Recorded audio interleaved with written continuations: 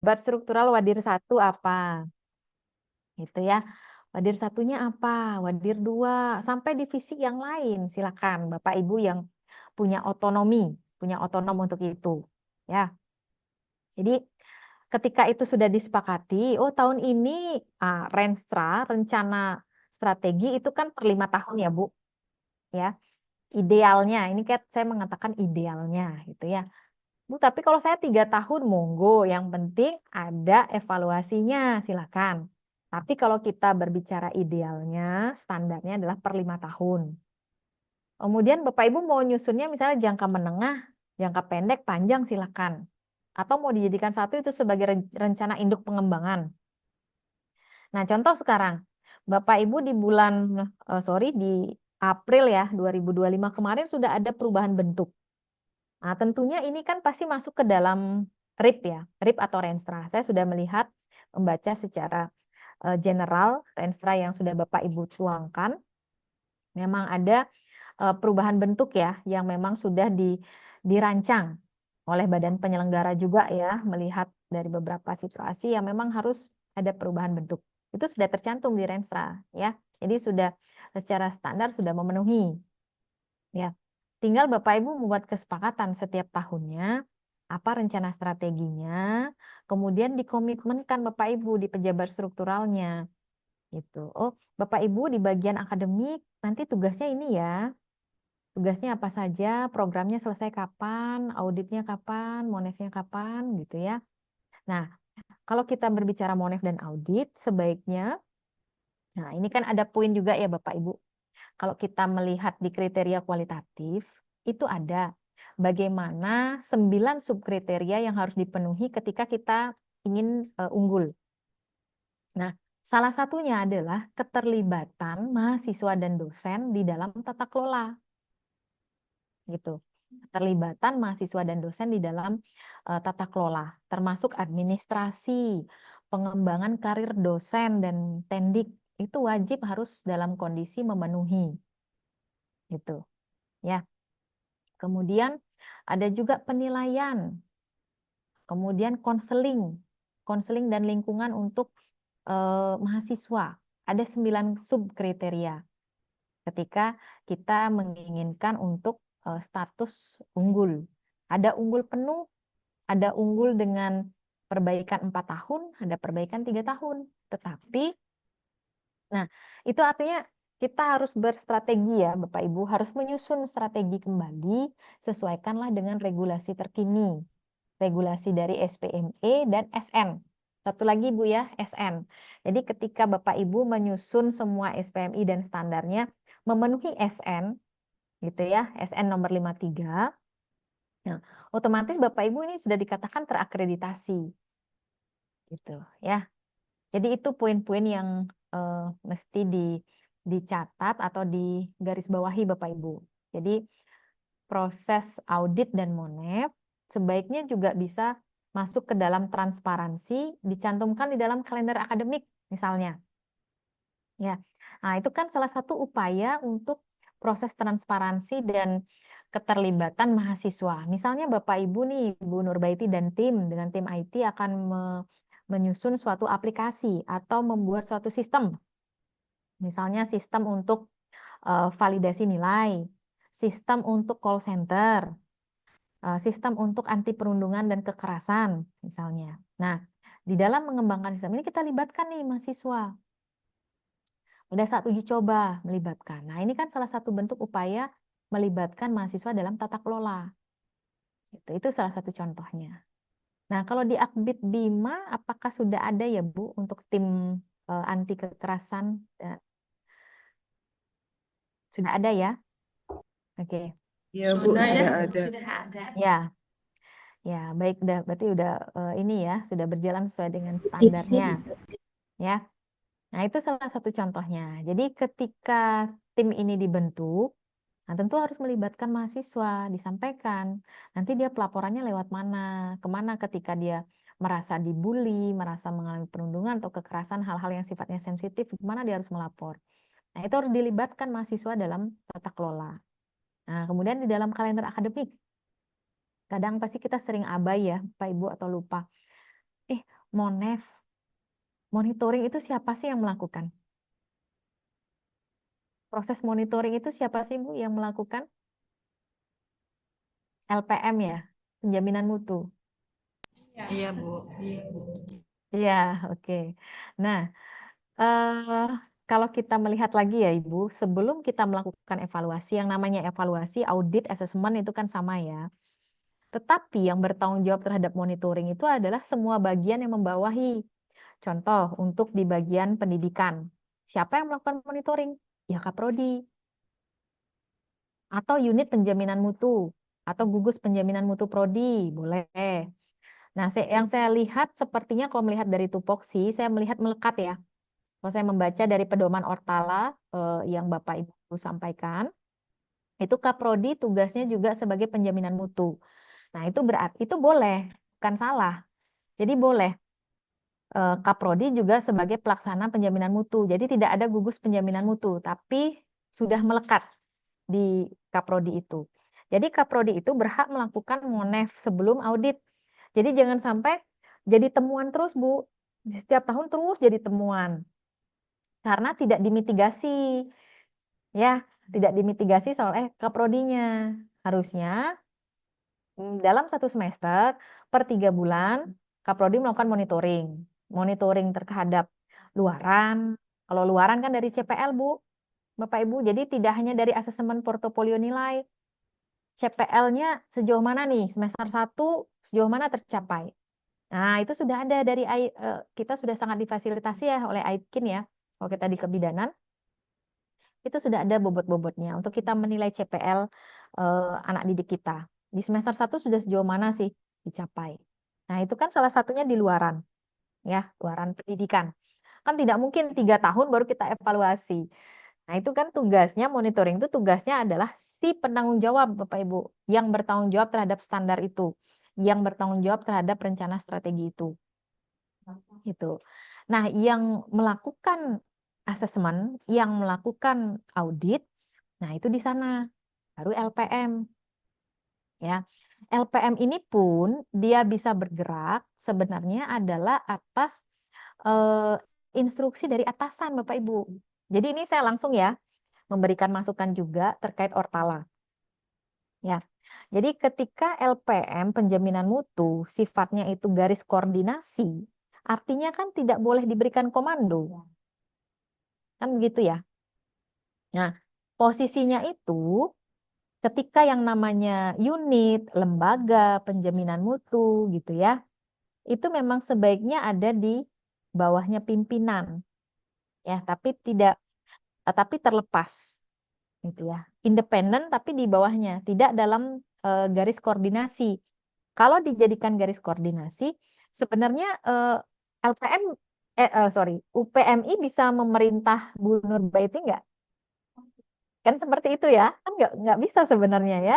Sebenarnya kan kalau surat tugas dapatnya kan dari direktur ya kan?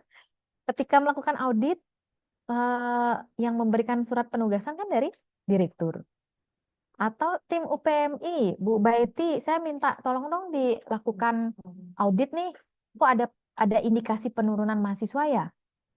Nah, yang meminta kan dari direktur itu. Kalau dibuatnya garis koordinasi, berarti, mohon maaf nih, berarti nggak boleh dong, Bu Yaiti nggak boleh merintah saya.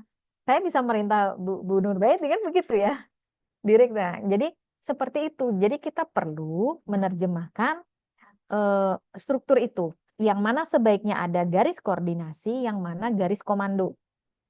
Nah, tetapi UPMI ini sifatnya independen. Jadi independen bukan berarti saya nih yang paling menentukan, tidak. Tetapi dia melaksanakan tugas-tugasnya sesuai dengan instruksi dan kewenangan dari pimpinan. Nah, tanggung jawabnya LPM itu ada di satu, proses penetapan, memfasilitasi ya Bapak Ibu, bukan menyusun, supaya tidak salah mempersepsikan. Jadi tugasnya UPMI bukan menyusun SPMI, bukan menyusun kebijakan, nyusun semua nih UPM nih punya kerjaan, bukan, tetapi memfasilitasi bagaimana SPMI bisa tersusun. Yang punya tanggung jawab menyusun SPMI siapa? Pimpinan. Pimpinan-pimpinan semua yang menuangkan apa janjinya gitu. Makanya perlu ada tim task force, Bapak Ibu, tim yang menyusun khusus untuk SPMI. Contoh di bagian luaran pendidikan. Kan tidak mungkin terkait kompetensi diserahkan nanti kepada misalnya nih Kaprodi yang D4 keperawatan anestesi nih diminta untuk nyusun pernyataan isi standar dari D3 bidan. Kan nggak mungkin. Nah, jadi ketika kita menyusun SPMI itu sesuaikan dengan tupoksinya masing-masing. Gitu. Dan pimpinan yang menentukan mau arahnya kemana dari visi misi tadi Bapak Ibu. Ya, Bu Nurbaiti dan tim teman-teman, oh ini saya melakukan review nih, unggulannya ke sini, arah rensanya ini, baru ke SPMI. Gitu. Ya, baru dibuat standar-standarnya apa. Itu melihat juga kebutuhan dari pelaporan SPMI Dikti, melihat dari LAM PT ya sebagai SPMI kita untuk acuan eksternal. Dan yang utama adalah melihat dari Permen nomor 53. Nah, jadi kalau sudah itu dilakukan perbaikan ya Bapak Ibu, jadi bisa jalan semua siklusnya. Nah, kembali lagi UPMI itu tanggung jawabnya di mana? Nah, itu kan di penetapan, memfasilitasi nih Bapak Ibu, ya, memfasilitasi dan proses pengendalian. Nanti di rekomendasi saya ada tuliskan, Bapak Ibu perlu dengan cermat melihat beberapa pasal di dalam Permen nomor 53. Ya, ada detail, ada yang membedakan. Kalau dulu di Permen nomor 3, itu yang menetapkan itu adalah ketua yayasan, badan penyelenggara. Ya. Kalau sekarang yang menetapkan adalah ketuanya, direktur. Itu. Badan penyelenggara itu menyetujui, yang memberikan pertimbangan adalah Senat. Itu sudah baku Bapak Ibu, itu ada di pasal 65 ayat 2 ya. Ayat 2 ya, kalau salah ayat 2 atau ayat 3. Itu ada dituliskan. Nah, itulah jadi dasar Bapak Ibu di dalam menyusun. Karena ini kuncinya kan di SPMI semua ya Bapak Ibu ya. Jadi pengelolaan perguruan tinggi kita sudah mudah banget ya sebenarnya ya, sudah sangat difasilitasi karena sudah ada dari pemerintah mengeluarkan namanya standar nasional. Gitu ya. Nah, kemudian saya melihat ada SPI Bapak Ibu di struktur tata kelolanya. SPI ya. SPI itu Satuan Pengawas Internal ya. Nah, nah itu juga perlu dituliskan. Nah, kemudian saya melihat di dalam pedoman Ortala, tupoksi UPMI belum ada. Gitu ya. Tupoksinya saya belum melihat gitu ya. Jadi perlu itu ditambahkan UPMI, tupoksinya apa. Kemudian kalau memang itu unit, itu perlu ada strukturnya Bapak Ibu. Karena itu akan muncul di kebijakan. Di dalam kebijakan SPMI, muncul kedudukannya UPMI ini di mana? Gitu ya. Apakah dia sebagai garis koordinasi atau garis komando? Karena kalau saya melihat UPMI ini ada kalau di Akbid 5 ya, saya melihat garis koordinasi dengan direktur, kemudian langsung ke yayasan. Itu ya. Garis komandonya itu dari yayasan langsung bisa merintah ke UPMI. Gitu ya. Kalau saya menerjemahkan, itu bisa langsung menginstruksikan ke UPMI. Gitu. Sedangkan ke direktur statusnya koordinasi aja. Itu. Padahal yang mengeluarkan nanti surat tugasnya adalah dari direktur. Kecuali apakah mungkin surat tugas auditor selama ini dikeluarkan oleh yayasan? Izin, memang Ya, ya. biasanya dari direktur mungkin titik koordinasinya salah paham kita gitu. Ya, nanti itu bisa jadi bahan perbaikan Bu Nurbaiti ya. Bahan perbaikan ataupun bahan untuk di proses pengendalian. Di RTM kan nih. Ya, nanti hasil rekomendasi yang saya berikan bisa disalin, dijadikan bahan untuk RTM. begitu. Jadi proses evaluasi yang Bapak Ibu lakukan nggak hanya dari audit internal, tapi ini adalah salah satu proses audit eksternal. Jadi buatkan pelaporannya juga Bapak Ibu. Jadi tidak diabaikan gitu ya proses kita ini. Apalagi saya yakin Bapak Ibu pasti lumayan waktunya ya untuk melengkapi semua ya. Diberikan waktu sampai sekian gitu ya. Saya juga mengejar agar tidak lewat Bapak Ibu karena waktu yang diberikan dari Lampetekes kan tanggal 1 sampai 14 ya, kalau tidak salah. Jadi saya tidak ingin mengulur-ngulur waktu terlalu lama karena pasti dari Prodi juga ingin cepat tahu apa sih perbaikan yang harus segera saya lakukan gitu ya. Jadi itu Bu Nurbaiti dan teman-teman ya, penempatan SPMI dan Senat. Nah, Senat ini perlu Bapak Ibu juga pertimbangkan ya. Senat ini adalah kalau yang secara general ya, itu adalah senat akademik yang dimaksud. Jadi kalau berkaitan dengan kewenangan nanti ya dalam adanya secara administrasi ya, dia boleh ada logo, ada cap itu ya senat boleh ketika dia memang ada suatu redaksi punya kop lembaga khusus otomatis pasti boleh dia mengeluarkan cap gitu. Ada cap legalitas itu. Ya. Jadi itu bisa dipertimbangkan. Senat akademik itu wajib beberapa ada bidang pendidikan, ada bidang penjaminan mutu, ada bidang penelitian ya, bidang tridharma wajib Bapak Ibu. Jadi ketika menyusun eh, struktural dari senat akademik gitu. Nah, ketika menyusun senat akademik, mohon juga dipertimbangkan jabatan fungsional dan akademiknya. Nah, itu kan salah satu bentuk penghargaan Bapak Ibu. Jadi kan tidak mungkin yang jafungnya asisten ahli bisa masuk ke senat. Bukan tidak mungkin, mungkin jika disesuaikan dengan sumber daya masing-masing gitu ya. Tapi ketika ada lektor, nah kan akan berbeda. Ya, jadi bisa dipertimbangkan jabatan akademik tertinggi di dalam UPPS atau PT itu yang bisa duduk di dalam senat itu. Ya, senat itu memberikan pertimbangan itu. Ya, bisa memberikan pertimbangan. Jadi ada senat untuk bidang, jadi senat akademik terdiri dari bidang tridharma, penelitian, pengmas, pengabdian, penjaminan mutu, dan tata kelola silakan. Tapi yang general secara standar wajib adalah ada penjaminan mutu dan tridharma. Kalau yang lain silakan dimodifikasi sesuai dengan kebutuhan dari Akbid Bima. Itu. Apalagi nanti udah ada perubahan bentuk ya Bu ya ke Politeknik. Jadi ini harus benar-benar eh, berkejaran dengan waktu dan berstrategi gitu ya. Dibuat pemetaannya secara jelas. Jadi perencanaan dulu dibuat, pemetaannya, pemetaan dokumen-dokumen ya, mau ke arah mana, masuk ada tim nanti yang mengevaluasi untuk visi misi kembali, artinya secara redaksi begitu ya. Bukan berarti saya harus mengulang ini enggak begitu maksudnya, tapi secara redaksional gitu. Jadi cara untuk kita melakukan evaluasi visi misi juga sangat beragam ya Bapak Ibu.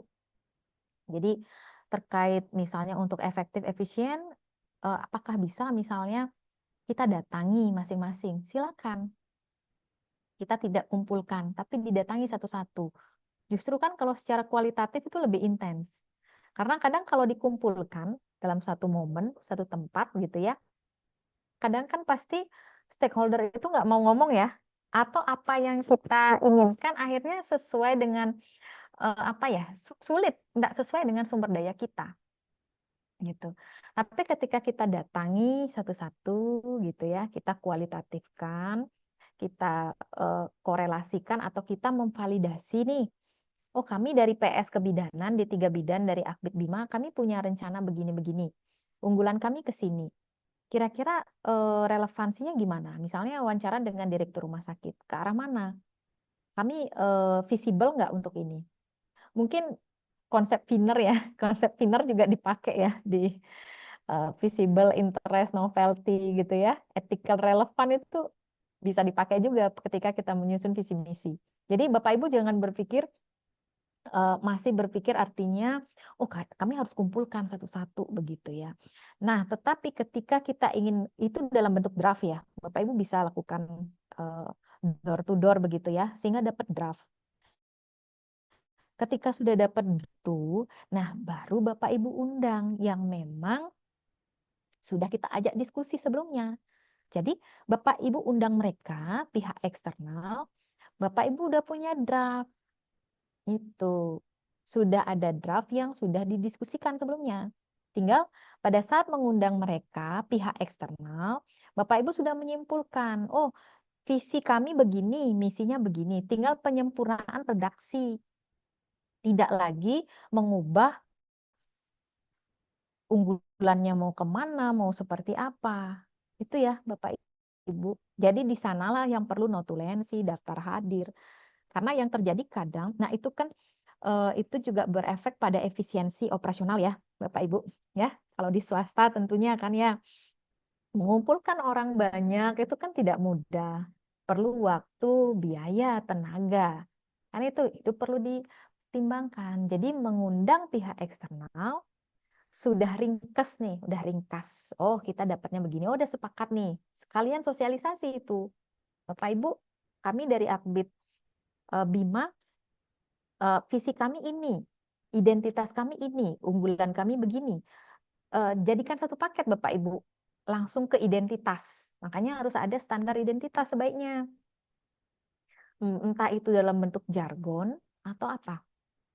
Yang ketika orang tahu, oh ini nantinya kan Politeknik ini Ibu ya, Politeknik apa Muhammad Dahlan ya. Nah, berarti oh kalau ini berarti ini ciri khasnya gitu. Sehingga perlu ada standar identitas gitu, identitas institusi. Entah identitas itu bisa mengatur banyak ya, seragam, jargon atau apapun, moto, visi misi, nah silakan gitu ya. Jadi itu Bapak Ibu, kemudian ini senat akademik bagian yang bertugas. Nah, perlu dilakukan kajian kembali dengan melihat regulasi. Ini ya Bu ya, yang tadi saya sampaikan. Nah, regulasi untuk penjaminan mutu ya di 69 ayat 2 sehingga ada korelasi antara SPMI dengan dokumen terkait. Kemudian SK pejabat struktural perlu dituangkan, dipertimbangkan ya, perlu dipertimbangkan dalam file yang terpisah dan melekat dengan tupoksi yang menjadi tanggung jawab masing-masing. Gitu Bapak Ibu. Nah, di Renstra, rencana strategi, dan di standar, kan pasti ada timeline acuan capaian Bapak Ibu. Jadi sebaiknya pada saat membuat tupoksi, Bapak Ibu juga perlu menyampaikan ini tupoksi ini, kan kalau pejabatnya di sini di setiap kapan Bu? Ada pemilihan atau pergantian per 5 tahun masa jabatannya? Ya, 5 tahun atau per 3 tahun atau bagaimana Bu? Per 5 tahun. Nah, ketika sudah ada per 5 tahun, berarti kan sudah bisa dibuat Bu. Tupoksinya apa? Kinerja yang mau dibuat apa? Dari masa jabatannya izin misalnya Bu Nurbaiti dari tahun berapa sampai tahun berapa? Bu Nurbaiti punya tanggung jawab apa? Itu sebaiknya munculkan di dalam SK pejabat strukturalnya. Jadi ini kembali lagi jadi bahan untuk di RTM kan, ya Bu ya, di RTM kan. Ya. Jadi dia diangkat izin Bu Nurbaiti diangkat sebagai direktur yang melekat dengan tupoksi. Ya, jadi disampaikan yang melekat dengan proses penjaminan mutu. Bapak Ibu bisa menggunakan redaksi di Permen nomor 53 pas tentang penjaminan mutu ataupun di pasal awal yang menyebutkan bahwa pimpinan PT itu wajib bertanggung jawab terhadap penjaminan mutu. Redaksi-redaksi itu bisa Bapak Ibu kutip loh.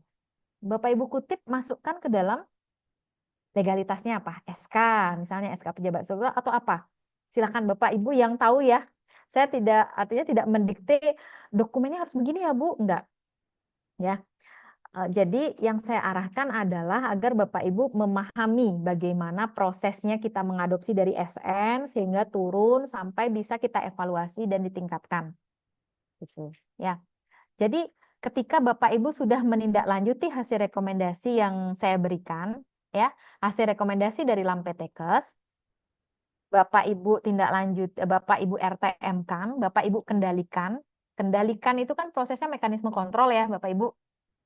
Kan artinya yang mana nih hasil review atau komentar yang saya berikan Bapak Ibu bisa laksanakan tahun ini. Oh, saya bisa laksanakan dalam hitungan minggu nih bisa selesai. Bapak Ibu buat RTL-nya itu, ya. Jadi kriteria satu mungkin tidak dibuat kriteria satu ya Bapak Ibu karena supaya nggak bingung nanti direlitkan dengan instrumen yang baru. Misalnya kriteria visi misi, ya.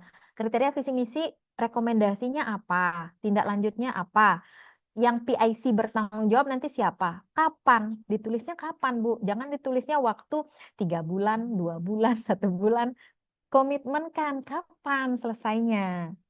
Kalau nggak selesai dikejar, kenapa nggak selesai? Nah, itu yang namanya siklus berkelanjutan, Bapak Ibu. Nanti di saat instrumen kualitatif, itu yang dinilai, Bapak Ibu. Yang dikejar itu adalah konsistensi bagaimana Bapak Ibu konsistensinya menelusuri permasalahan dan ruang-ruang perbaikannya. Nah, jadi itu rekomendasi dari saya ya. Sebaiknya tindak lanjutnya setelah kegiatan ini, surveillance ini, Bapak Ibu segera untuk menyusun di RTM kan. Mungkin bisa melibatkan dari yayasan atau badan penyelenggara, disusun dulu dari semua kriteria. Kalau saran saya mungkin tidak dibuat kriteria 1, 2, 3, tapi kriteria visi misi, kriteria tata kelola, begitu disusun.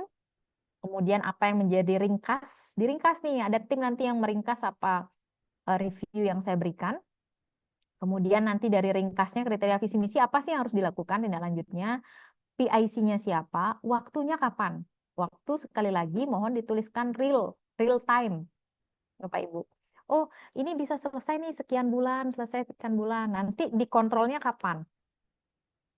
Itu. Siapa yang bertugas mengontrol? Jadi bertugas bertanggung jawab untuk melaksanakan dan bertugas sebagai mengontrol. Nah, inilah tindak lanjut, Bu.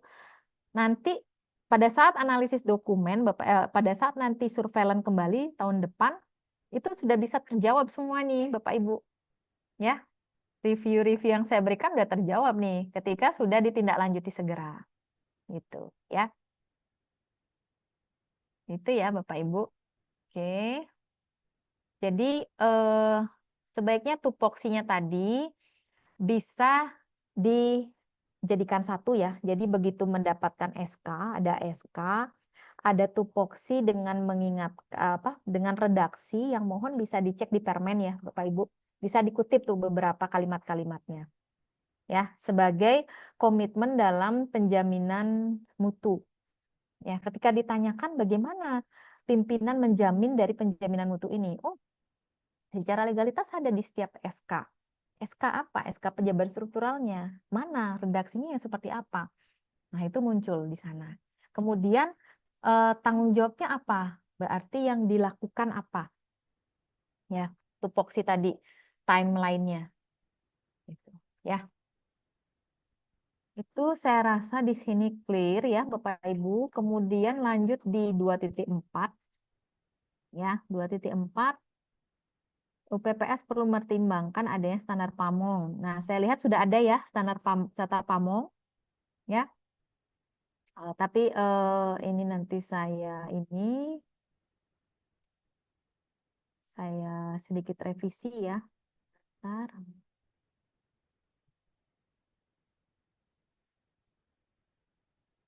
Pedoman tata PAMONG sudah ada. Lista tata PAMONG sudah terurai ya dalam bentuk dokumen RKAT, laporan MONEF dan RTL, RKAT, SK tupoksi, pertimbangkan. Oke. Pertimbangkan komutahiran ya. Pemutahiran untuk standar ya Bapak Ibu, karena saya melihat sudah ada ya. Standar tanah pamong sudah ada. Tinggal perlu dimutahirkan karena mohon izin ini masih yang dilaporkan kan masih Permen nomor 3 ya Bu Baiti. Mohon maaf Bu yang di Baiti ya untuk di UPMI. Benar ya? Permen Atau nomor tidak? 3. Ya, kan masih sesuai dengan Permen nomor 3 ya. Nanti bisa disesuaikan kembali. Oke. Jadi mohon izin ya Bapak Ibu, di sini memang review komentar yang saya berikan panjang begitu ya, tapi artinya eh, gini ya, maksud saya itu adalah agar Bapak Ibu bisa menerjemahkan, bisa ditindaklanjuti begitu ya. Kalau misalnya hanya saya buat tingkatkan, tahankan, Bapak Ibu akan kebingungan nih nanti apa yang harus saya tingkatkan, kami harus ngapain gitu ya. Ya, jadi proses surveillance ini kan saya memberikan review sejauh mana perbaikan-perbaikan yang sudah Bapak Ibu lakukan pasca akreditasi.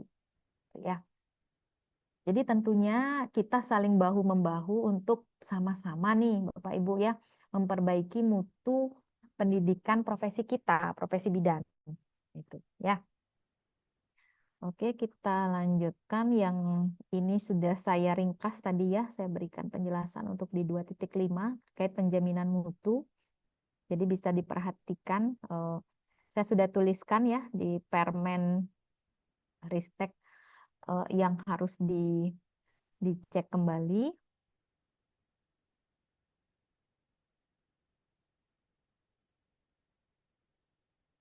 Hmm,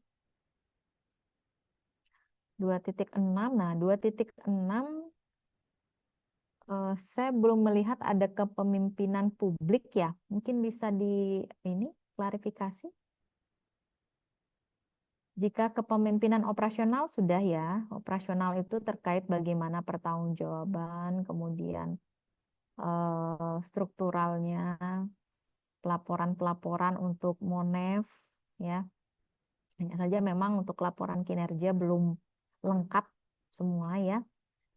Jadi sebelum di Monef kan memang yang di Monef itu apa sih Bapak Ibu? Kan kinerja dulu ya.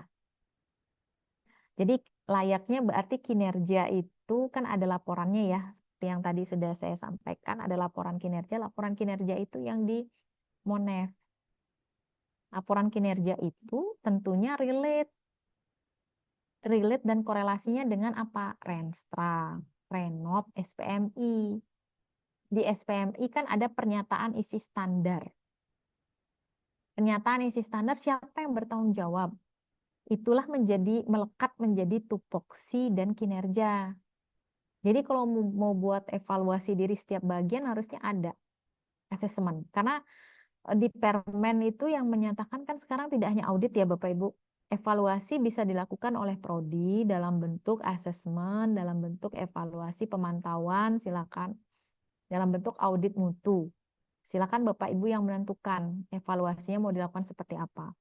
Tetapi di dalam proses SPME sudah jelas-jelas ya di SN di Permen nomor 53 disebutkan bahwa metode yang akan digunakan adalah metode triangulasi. Jadi bagaimana proses triangulasi memvalidasi tidak hanya dari dokumen, tapi juga ada proses wawancara yang dilakukan. Itu ya. Ada Ibu untuk kepemimpinan publiknya? Ada Bu. Ya,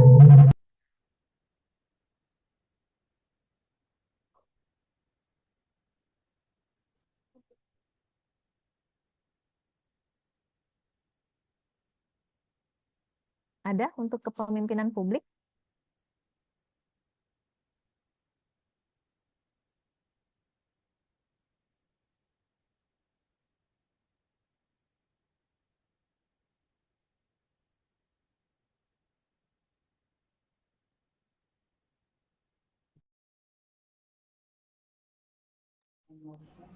Mohon Izin Bu izin. Dian. Oh, Iya, ya, silakan Pak Rudi. Ya, ya, yang oh ya. oh Ya, untuk kepentingan publik mungkin baru di kalau misalnya jadi ikatan IBI itu bisa nggak itu, Bu? Ikatan IBI Eh, ranting. itu sebagai ketua ya Pak, atau bagaimana? Iya, sebagai ketua ya Bu Baiti. Sebagai pengurus harian, Bu, pengurus Oh harian ya, cabang. Ya, bisa Sama bisa ada Bu. yang masuk juga di keanggotaan AIPKIN regional NTB. Mm-mm. Ya, itu yang belum saya lihat ya kemarin belum ada Ya, gitu ya. nanti kita share. Ya, ya, baik. Saya perbaiki ya. Sudah ada untuk ini kan pelayanan Izin publik. Bu Dian. Ya, ya silakan Jadi Bu. untuk keanggotaan kepemimpinan publik itu kebetulan di bagian SPI dan direktur masuk ke pengurusan IBI cabang Kota Bima. Terus kalau untuk Wadir satu dia di anggota AIPKIN. Memang mungkin kalau AIPKIN belum masuk berkasnya di situ filenya. Ya, Tapi ya, ya, kalau untuk SK pengurusan cabang Kota Bima sudah ada 2023 sampai dengan 2028. ya. Baik. Sudah saya masukkan ya. Jadi pimpinan PPS memiliki komitmen dalam menjamin keterlaksanaan pemimpinan operasional publik dan organisasi. Itu ya. Jadi saya tidak tuliskan di sini ya, pertahankan bukan begitu ya. Tapi saya uraikan yang nantinya karena itu kan kepemimpinan ya yang sifatnya fleksibel. Apalagi yang sifatnya publik itu pasti akan beberapa ada masa ini ya masa kerjanya gitu ya nanti bisa disesuaikan. Tetapi yang diharapkan terutama dari kepemimpinan publik ini adalah bagaimana proses dari kepemimpinan publik ini membawa kredibilitas lembaga. Gitu ya. Jadi secara ringkasnya lembaga Akbid Harapan Bunda Bima ini semakin dikenal karena pimpinannya ada ikut terlibat dalam kepemimpinan publik. Jadi supaya tidak kaku, oh ini kok kepemimpinan publik harus jadi ketuanya ya, harus jadi perangkat ini ya, tidak. Tapi bagaimana pimpinan-pimpinan itu membawa nama Akbid Harapan Bunda ke publik itu maksudnya. Itu kepemimpinan publik itu. Jadi sebaiknya juga eh, tiga kepemimpinan ini masuk juga ke tupoksinya. Jadi kalau setiap yang menjadi pemimpin kan dia harus punya motivasi untuk jadi kepemimpinan publik. Kalau itu tidak dimasukkan ke dalam eh, rencana strategi atau tupoksi yang melekat, nah otomatis yang pemimpin-pemimpinnya mungkin ah, abai dengan kepemimpinan publik gitu ya. Tapi ketika tiga hal ini ya, terutama di kepemimpinan publik ya, pimpinan publik itu dimasukkan sebagai tupoksi, mau tidak mau pimpinannya pasti akan mencari peluang di mana atau menunjukkan bagaimana kredibilitasnya, memperkenalkan kredibilitas, akuntabilitas dari lembaganya untuk bisa masuk ke dalam ruang publik itu. Jadi kalau bisa ini juga dimasukkan ya ke dalam um, tupoksi gitu ya.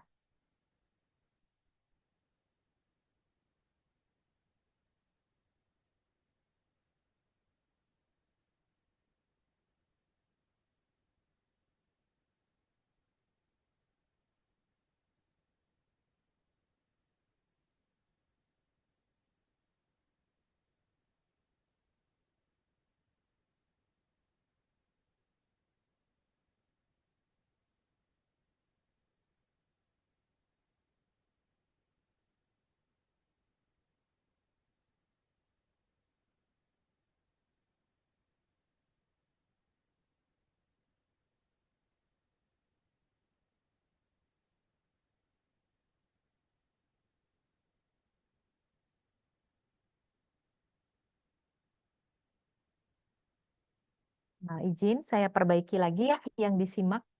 Jadi saya tuliskan pertimbangkan sebagai acuan tertulis komitmen pimpinan.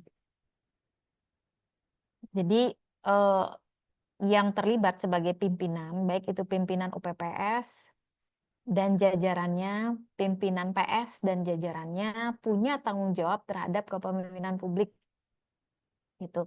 Jadi ketika ditunjuk misalnya jadi pengurus tidak mengelak gitu ya. Atau ini banyak loh kerjaan saya banyak, ini banyak saya nggak mau ya. Padahal ini ketika ini dilekatkan itu melekat dari institusinya, maka mau tidak mau ya harus gitu ya. Jadi ini untuk memberikan ruang-ruang artinya ketika ada nih pengurus begitu ya, atau kepengurusan di suatu organisasi di publik, pasti akan dilihat ya, ini dari institusi mana gitu. Jadi kan secara kredibilitasnya lebih banyak lagi dikenal, walaupun sudah dikenal, lebih dikenal lagi kinerjanya. Ya, jadi itu esensinya ya, Bapak Ibu ya, itu tujuannya supaya tidak hanya sekedar oh ada yang penting pimpinan publiknya ada begini, tidak begitu konsepnya, tapi adalah bagaimana pimpinan publik ini, ranah dari kepemimpinan publik ini bisa membawa nama dari Akbid Harapan Bunda lebih dikenal lagi, gitu ya. Oke. Umpan balik di pengukuran kepuasan, saya melihat sudah ini UPPS perlu melakukan perbaikan secara minor pada laporan survei yang disusun. Ya, yang seperti laporan survei kerjasama perlu dicantumkan deskripsi karakteristik. Jadi yang saya lihat dari dokumen analisis yang sudah disusun, jadi sudah ada, tapi respondennya belum tercantum ya. Lingkup kerjanya di mana, jabatannya apa. Jadi karakteristik belum dimasukkan ya, dari beberapa laporannya saya lihat. Kemudian pertimbangkan untuk memasukkan aspek penilaian secara kualitatif. Nah, saya sudah buka untuk di Google Form yang disampaikan ya Bapak Ibu untuk survei. Sudah bagus ya upaya yang dilakukan. Jadi sudah upaya yang dilakukan oleh Prodi maupun UPPS sudah sangat luar biasa ya. Tidak mudah untuk menghasilkan dokumen itu Bapak Ibu. Saya yakin. Ya. Tetapi yang perlu divalidasi adalah bagaimana dokumen-dokumen itu bisa memang digunakan untuk Bapak Ibu mengambil keputusan yang tepat gitu ya. Jadi untuk survei mohon dipertimbangkan ada penilaian kualitatif. Nah, apalagi nanti instrumennya kita kan instrumen kualitatif ya, Bu. Bapak Ibu bisa meramu dari sekarang dibuat pemetaan. Nah, ini difasilitasi oleh UPMI ya. Jadi menyusun pemetaan SPMI berdasarkan dari Permen nomor 53, berdasarkan dari instrumen akreditasi untuk borang kualitatif. Nah, borang itu juga ada dua ya, borang yang terakreditasi dan unggul. Silakan Bapak Ibu yang menentukan. Kan? Dari sekarang udah di-prepare ya Bapak Ibu nanti untuk yang prodi apa ini yang baru D3 perawatan anestesi, D4 Promkes. Ya, perlu di breakdown juga nantinya ya SPMI-nya regulasinya itu juga melihat dari regulasi SPMI-nya Lampetekes gitu. Jadi contoh di aspek survei nih secara kualitatif, apa sih poin yang harus diisi? Bapak Ibu jangan bingung, acuannya coba deh dilihat dilihat di ini di apa namanya di buku 2 ya, di instrumen, baik itu instrumen terakreditasi maupun yang unggul. Buku 2 bisa dipakai ya. Apa sih poin-poinnya yang di ini yang diinginkan? Nah, itu diterjemahkan di dalam surveinya. Gitu. Ya. Nah, jadi tidak hanya mengukur dari segi kuantitas. Jadi ada dari segi kualitas juga digali gitu. Kemudian UPPS perlu melakukan survei pada keterlibatan mahasiswa dalam tata kelola. Nah, ini Bapak Ibu yang saya garis bawahi sebagai preparation Bapak Ibu nanti persiapan ke instrumen kuali ya. Itu. Mau tidak mau kan itu jadi pertimbangan ya Bapak Ibu ya, gitu ya. Jadi ada keterlibatan dosen dan mahasiswa dalam sistem tata kelola dan administrasi yang dilakukan. Kemudian konsistensi pengukuran survei itu perlu, Bu. Jadi Bapak Ibu terutama yang bertanggung jawab di dokumen, ketika menuliskan dokumen itu mohon menghindari ya penulisan survei ataupun audit dilakukan secara berkala atau secara periodiknya. Kapan begitu? Karena proses audit evaluasi kan sudah pasti real time ya. Sudah direncanakan dari tanggal ini sampai tanggal ini. Tuliskan jelas. Begitu. Jadi ini secara general ya Bapak Ibu ya. Konsistensi time, real time-nya. Termasuk nanti pada saat penyusunan laporan RTM, RTL yang berhubungan dengan waktu. Jadi yang ditulis adalah real time waktunya. Kemudian umpan balik tidak hanya pada hasil survei, tapi juga umpan balik terhadap tindak lanjut yang sudah dilakukan. Jadi Bapak Ibu sudah bagus sekali ya menyusun laporan MONEF, udah jadi satu nih dengan RTL, kalau saya lihat ya. Nah, ini kembali lagi tidak salah ya, tidak salah karena ingin secara ringkas mungkin. Tetapi yang perlu saya berikan insight atau inspirasi adalah ketika Bapak Ibu menyusun RTL itu sebaiknya ada efektivitas tindak lanjutnya. Ya. Nah, tentu kan setelah disusun kan namanya rencana ya Bapak Ibu ya. Rencana tindak lanjut. Hasil MONEF-nya A. Upaya perbaikannya apa? Nah, kan ada tindak lanjutnya. Kan tidak mungkin di satu momen ini kita langsung menilai. Ya kan? Langsung menilai efektivitasnya. Tetapi Bapak Ibu bisa mencantumkan misalnya di sana formulir untuk melakukan umpan balik, mekanisme kontrol. Umpan balik dan mekanisme kontrol kan itu ya Bu ya. Umpan balik atau mekanisme kontrol itu adalah tindak lanjut evaluasi dari tindak lanjut yang dilakukan. Tindak lanjutnya A. Tindak lanjut A ini sejauh mana? Efektif nggak? Contoh misalnya nih, ada peningkatan penerimaan mahasiswa baru, gitu ya. Ini kan perlu ditelusuri untuk bisa kita mempertahankan setiap tahunnya. Kalau yang disampaikan, oh dari kami ini ada peningkatan, terus meningkat penerimaan mahasiswa baru. Nah, tentu dengan kondisi saat ini ya, secara nasional rata-rata menurun, ya, tetapi di Akbid Harapan Bunda tetap meningkat. Nah, ini kan satu kekuatan Bapak Ibu. Nah, kekuatan ini kan harus digali. Kenapa? Apa yang menyebabkan penerimaan mahasiswa baru di Akbid Bima ini tetap malah meningkat? Kan itu perlu ditelusuri.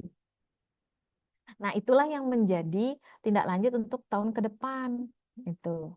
Ya, ketika misalnya di tempat lain dengan prodi yang sama itu menurun, tetapi di Harapan Bima itu meningkat, itu harus digali juga. Jadi yang digali tidak hanya yang jadi masalah yang negatif ya Bu ya, tapi upaya peningkatan juga itu supaya berarti ini strategi yang kami yang efektif ini harus tetap dipertahankan, kalau perlu ditingkatkan lagi. Nah, itulah yang namanya mekanisme kontrol, umpan balik.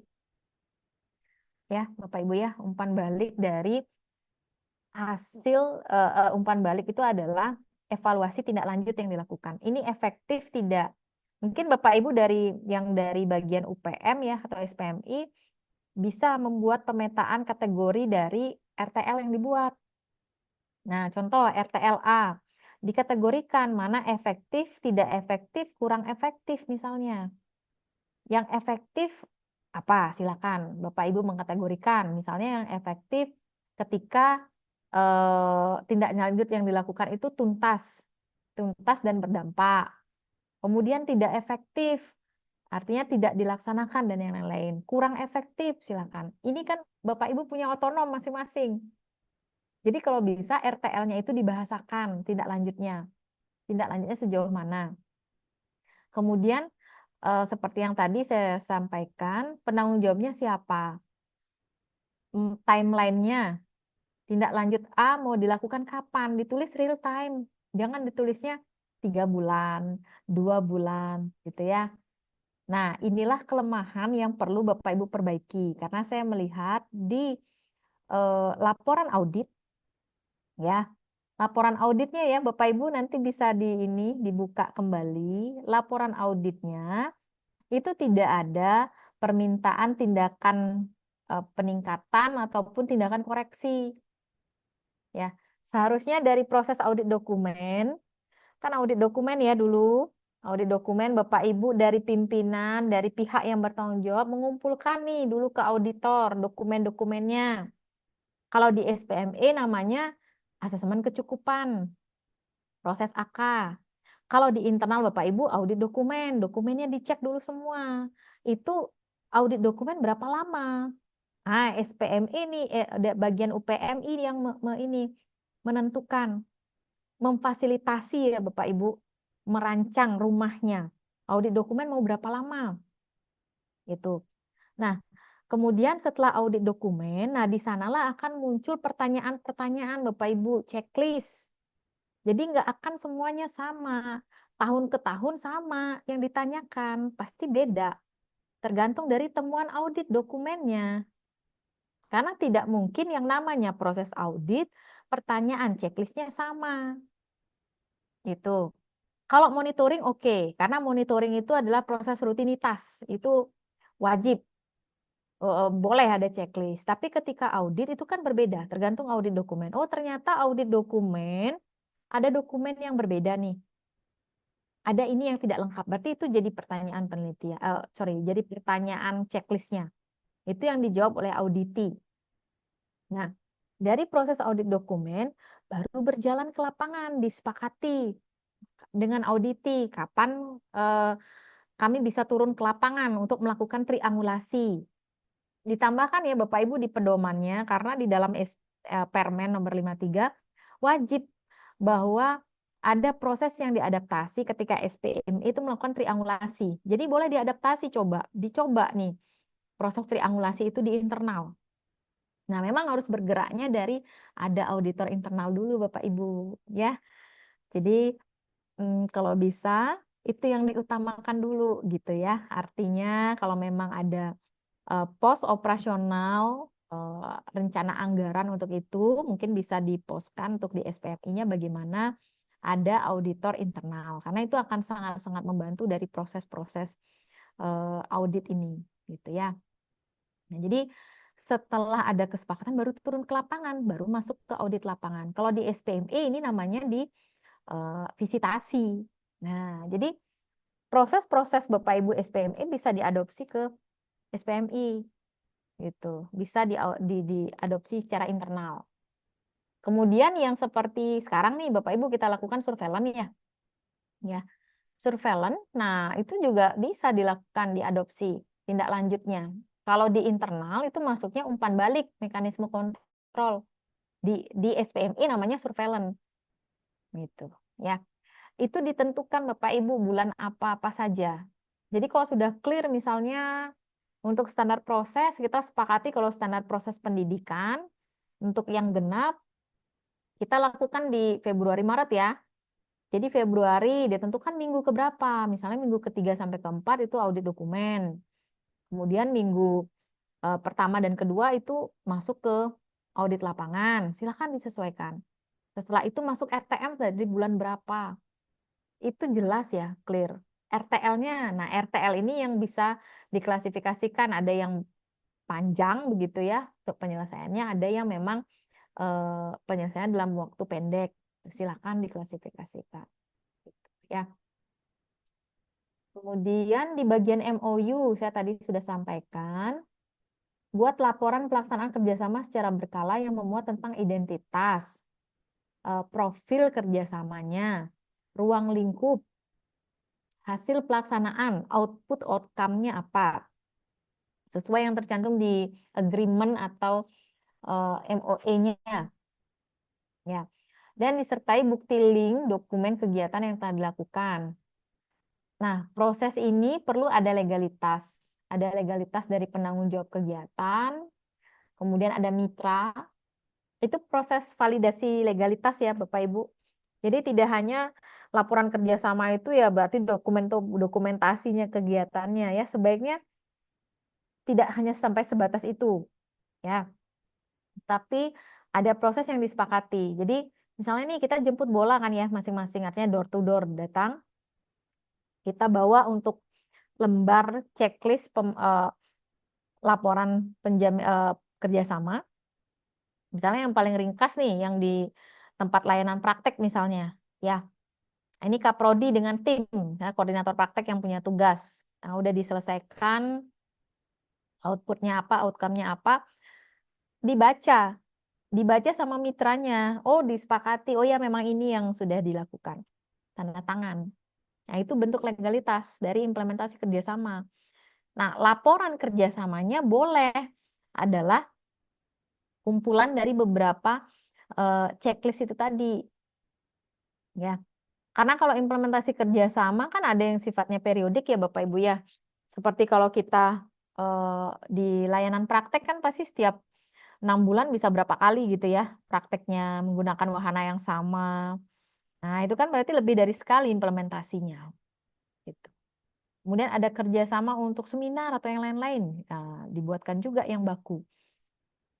Memang bagian UPM ini Bapak Ibu harus punya peta gitu ya, pemetaannya yang jelas dulu sehingga semua bisa relate.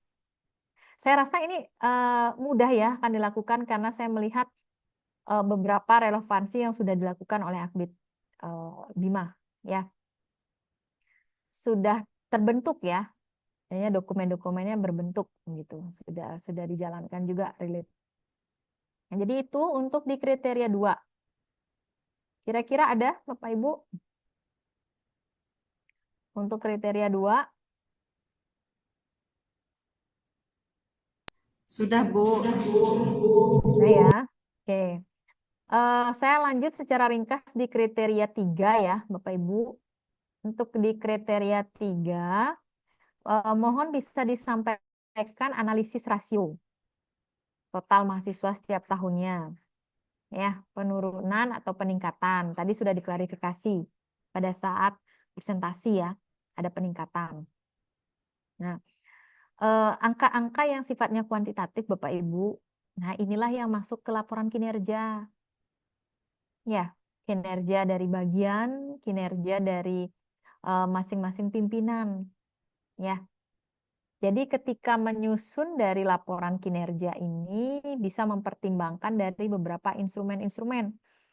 Ya, baik dari instrumen 9 kriteria juga bisa masih relevan untuk digunakan beberapa data-data kuantitatifnya.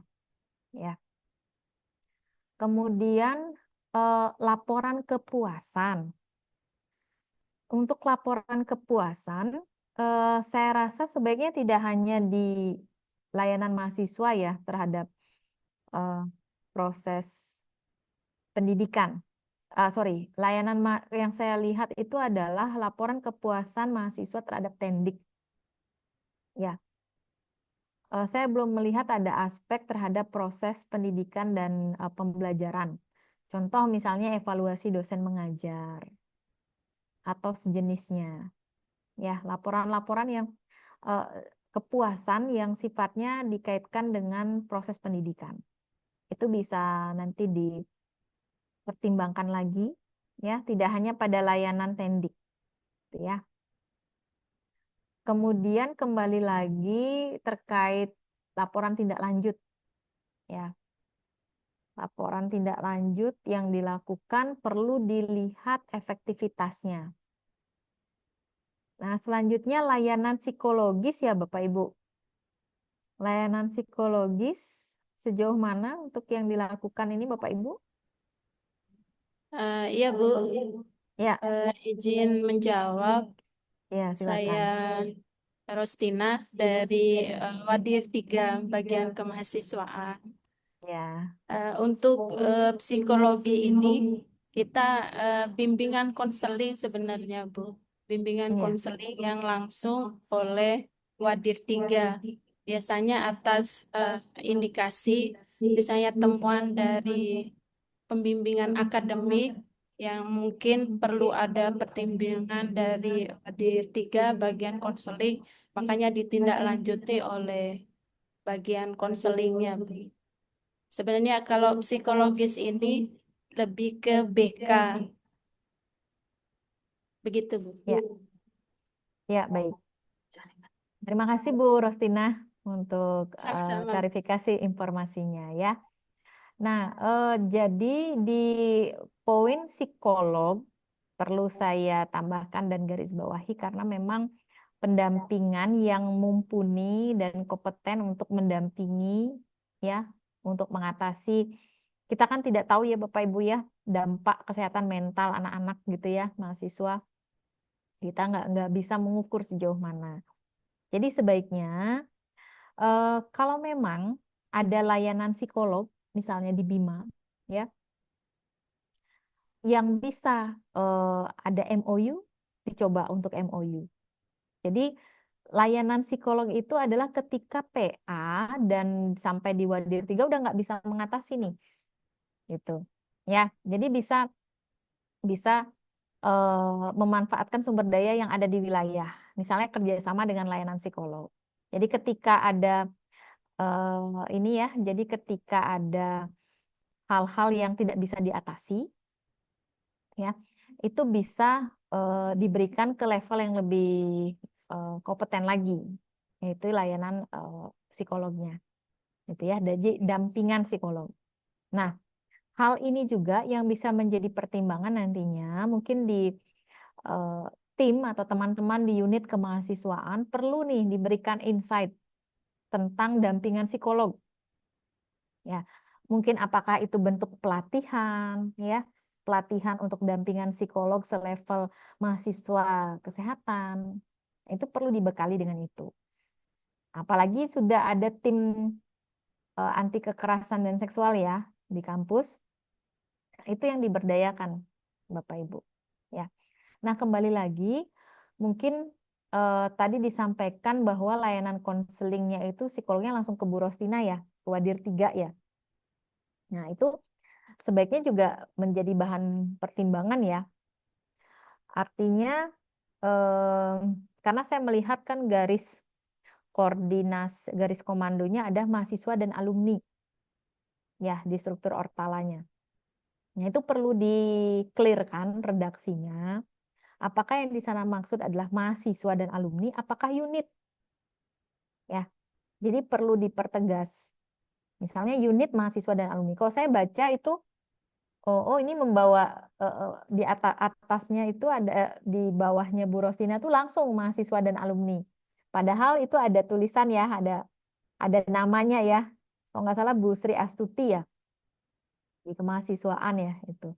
Sebaiknya mungkin ditambahkan saja redaksinya unit. Nah, kemudian kalau untuk yang tadi layanan psikolog, sebaiknya memang ada layanan khusus ya untuk psikolog. Karena kan itu juga tidak akan semua ya. Artinya kalau bimbingan PA kan wajib, tetapi kalau itu kan sifatnya kasus, gitu ya. Jadi kalau bisa ada MOU dengan layanan psikolog terdekat, silakan. Gitu ya. Atau kalau misalnya di rumah sakit itu kan ada ya, poli jiwa kan ada ya, bisa pendekatan dengan itu. Bagaimana nantinya ketika ada kasus itu bisa dirujuk atau konsultasi dengan di bagian di poli jiwa misalnya. Gitu, ya. Jadi apapun itu semua ada solusinya ya Bapak Ibu ya. Tinggal diupayakan, diberdayakan seperti apa. Ya. Kemudian layanan psikolog sudah ya. Kita kriteria 3 gimana Bapak Ibu? Bisa clear? Mohon maaf sebentar, Bu. Ya, Eh, silakan. Mungkin ada beberapa hal. Ya, silakan Bu Rosina. Yang terkait dengan pelaporan rasio peningkatan anemo. Memang kita Ya. kinerjanya itu laporan mungkin tidak nampak atau bagaimana. Itu emang ada di laporan promosi, laporan Sipensi Maru, sama laporan Wadir 3.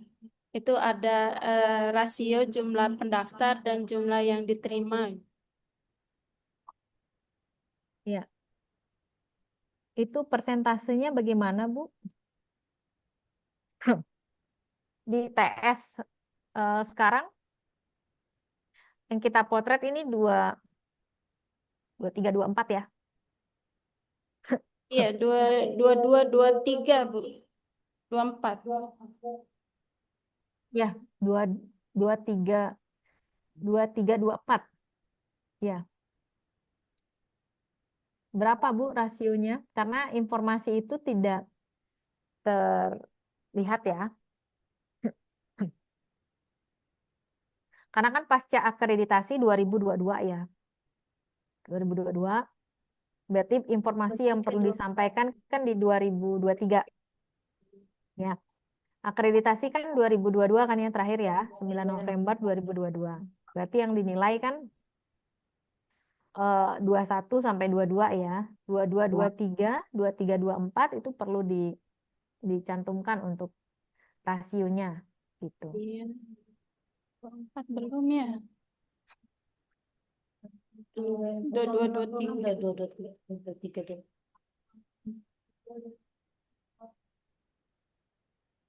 Ya. Baik, Bapak Ibu, mungkin itu ya maksud saya adalah itu kan data-data yang ringkas ya, Bapak Ibu. Jadi perlu dibuat data fokus, data kuantitatif yang fokus, yang artinya contoh nih, kalau yang di kriteria 3 ada rasio, ya rasio dosen mahasiswa itu kan data kuantitatif, data angka yang seharusnya wajib disosialisasikan. Tahun ini rasio kita segini, karena nanti ini kaitannya di PDDikti Bapak Ibu. Karena pada saat proses di Sabtu 2.0 itu ada beberapa poin yang dia ambil dari PDDikti. Jadi sebaiknya Ibu Rostina di bagian kemahasiswaan sangat penting untuk membuat suatu program kerja untuk status mahasiswa.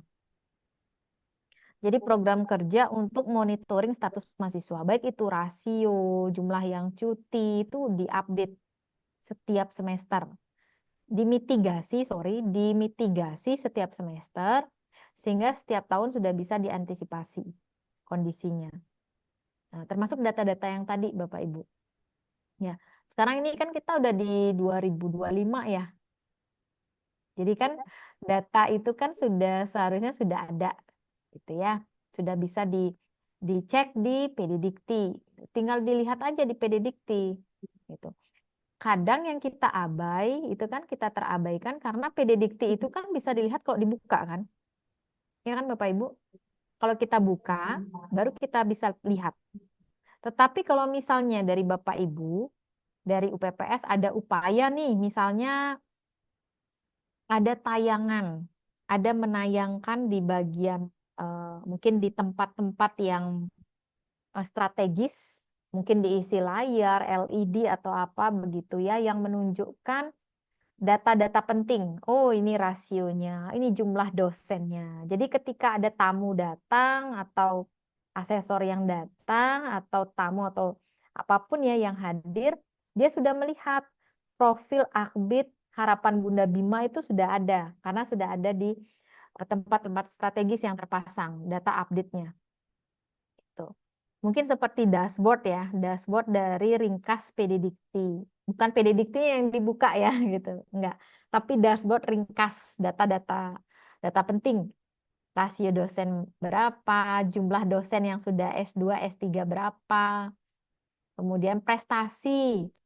Nah, itu bisa ditayangkan di tempat-tempat strategis. Kemudian ada display produk-produk hasil penelitian sama pengabdian. Ya, mungkin itu ya Bapak Ibu. Ada lagi Bu Rostina? Sudah Bu, terima kasih atas masukannya. Ya, baik.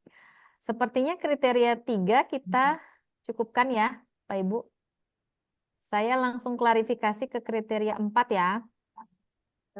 Di kriteria 4, Bapak Ibu izin, ini ada 2 dosen dengan BKD-nya 10,75. Ini di TA 22, 23 ganjil. Itu yang terupload Bapak Ibu di dokumen. Apa mungkin saya yang keliru atau bagaimana? Izin? Mohon izin, Bu. Ya, silakan Pak Rudi. Kemungkinan ini ada kesalahan upload data karena saya lihat di LKD rekapitulasi 2023 2223 ganjil itu di atas 12, Bu. Kemudian yang kedua, Kalaupun itu kurang dari 12 karena mereka dosen tugas tambahan. Ya, terima kasih Pak Rudi. Oke, Bu. Memang saya melihat kalau mungkin bisa dibuka ya dokumennya, yang saya maksud itu ada yang terbalik apa, di-upload sebentar. Mungkin saya tunjukkan supaya clear ya Bapak Ibu. Untuk di kriteria 4 mungkin itu saja yang perlu saya klarifikasi. Sebentar.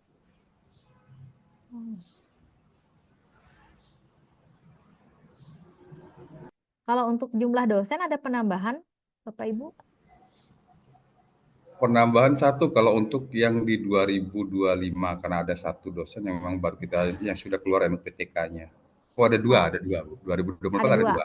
Ada dua. Oh iya, ada dua, siap.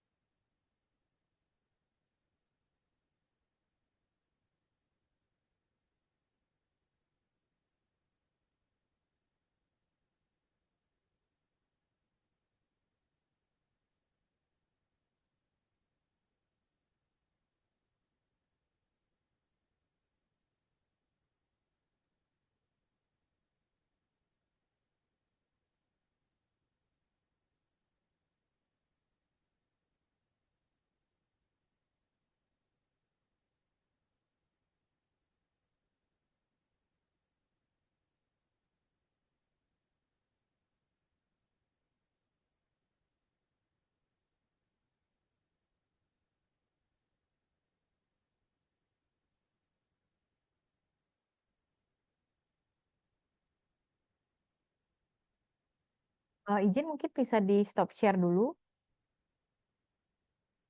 dari Bu dari Baiti, SPMI. Bu Baiti dimatikan dulu Ya, share screen-nya. ya.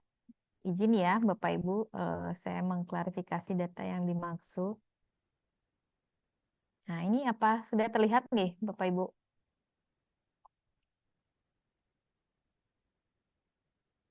Sudah terlihat nih.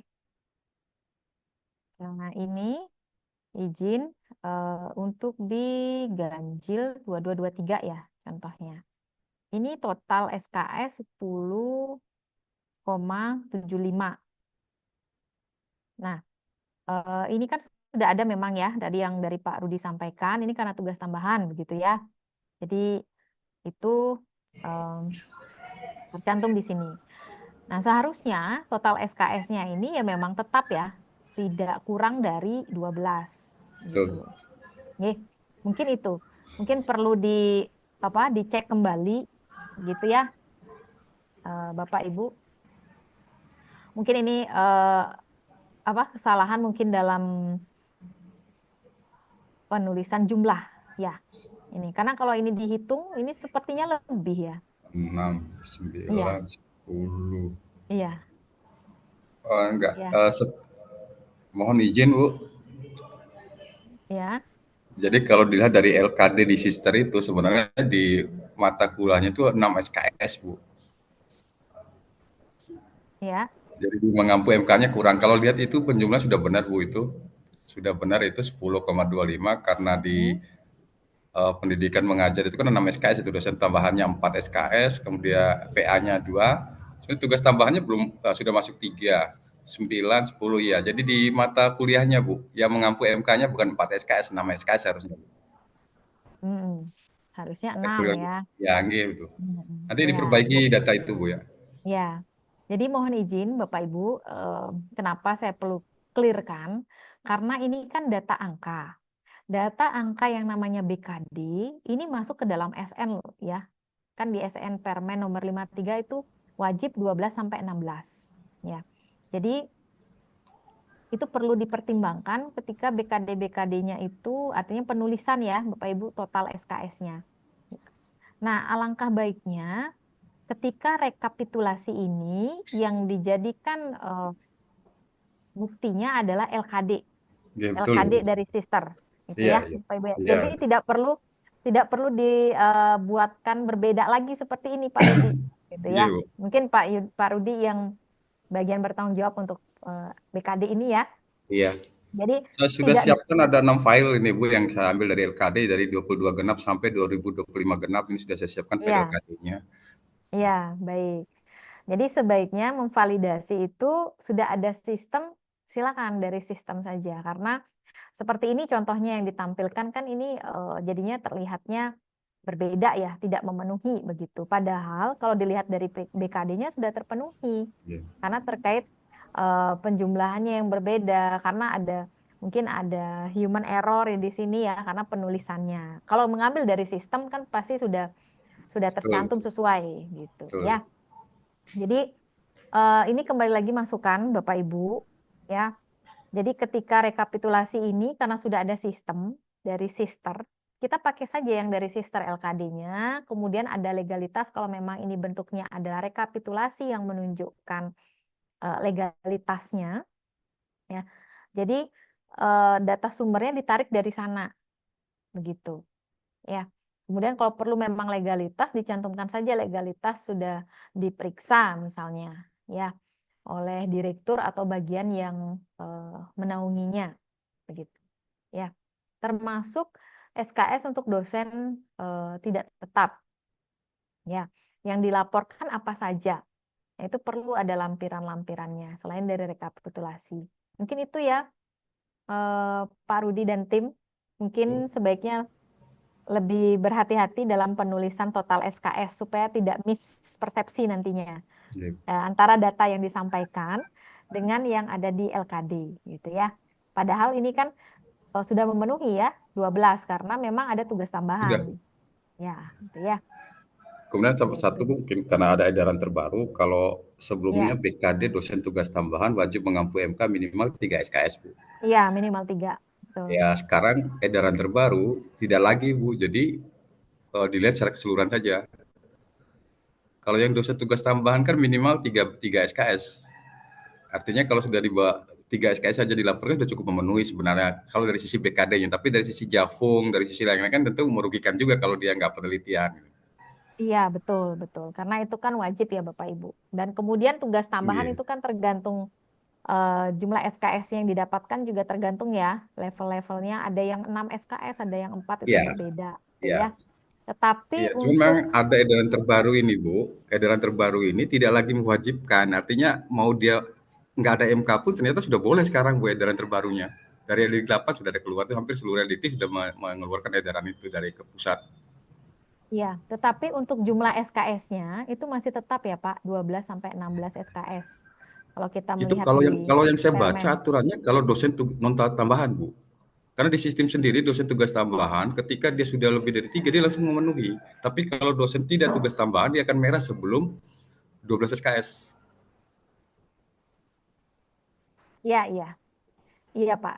Gitu, Bu. Jadi silakan nanti disesuaikan Pak, karena Iya. kembali lagi regulasi-regulasi yang kita susun itu wajib tetap melihat dari Permen ya, Pak Ibu, gitu ya.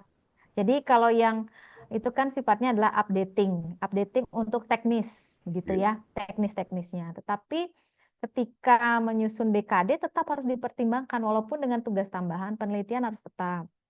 Kemudian data-data yang lain juga perlu dipertimbangkan, gitu ya. Jadi mungkin itu Bapak Ibu.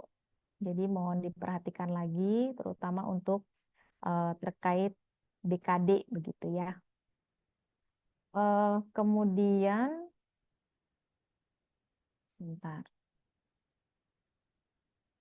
Untuk di SPMI, Bapak Ibu, mungkin saya perlu clearkan lagi ya. Sudah sejauh mana untuk proses pemutakhirannya, Bapak Ibu?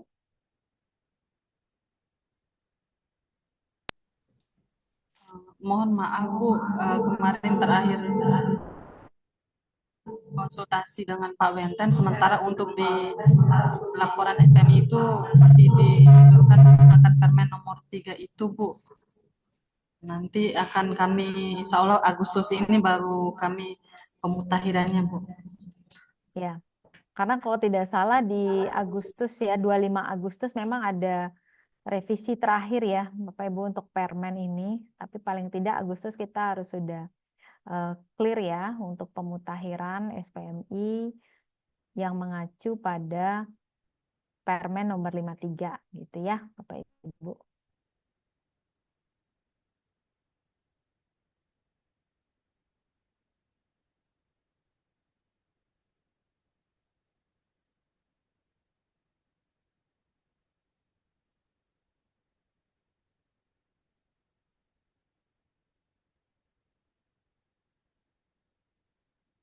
Kemudian untuk di SDM, masih di SDM ya Bapak Ibu, untuk untuk proses pengajuan jabatan akademiknya seperti apa Bapak Ibu?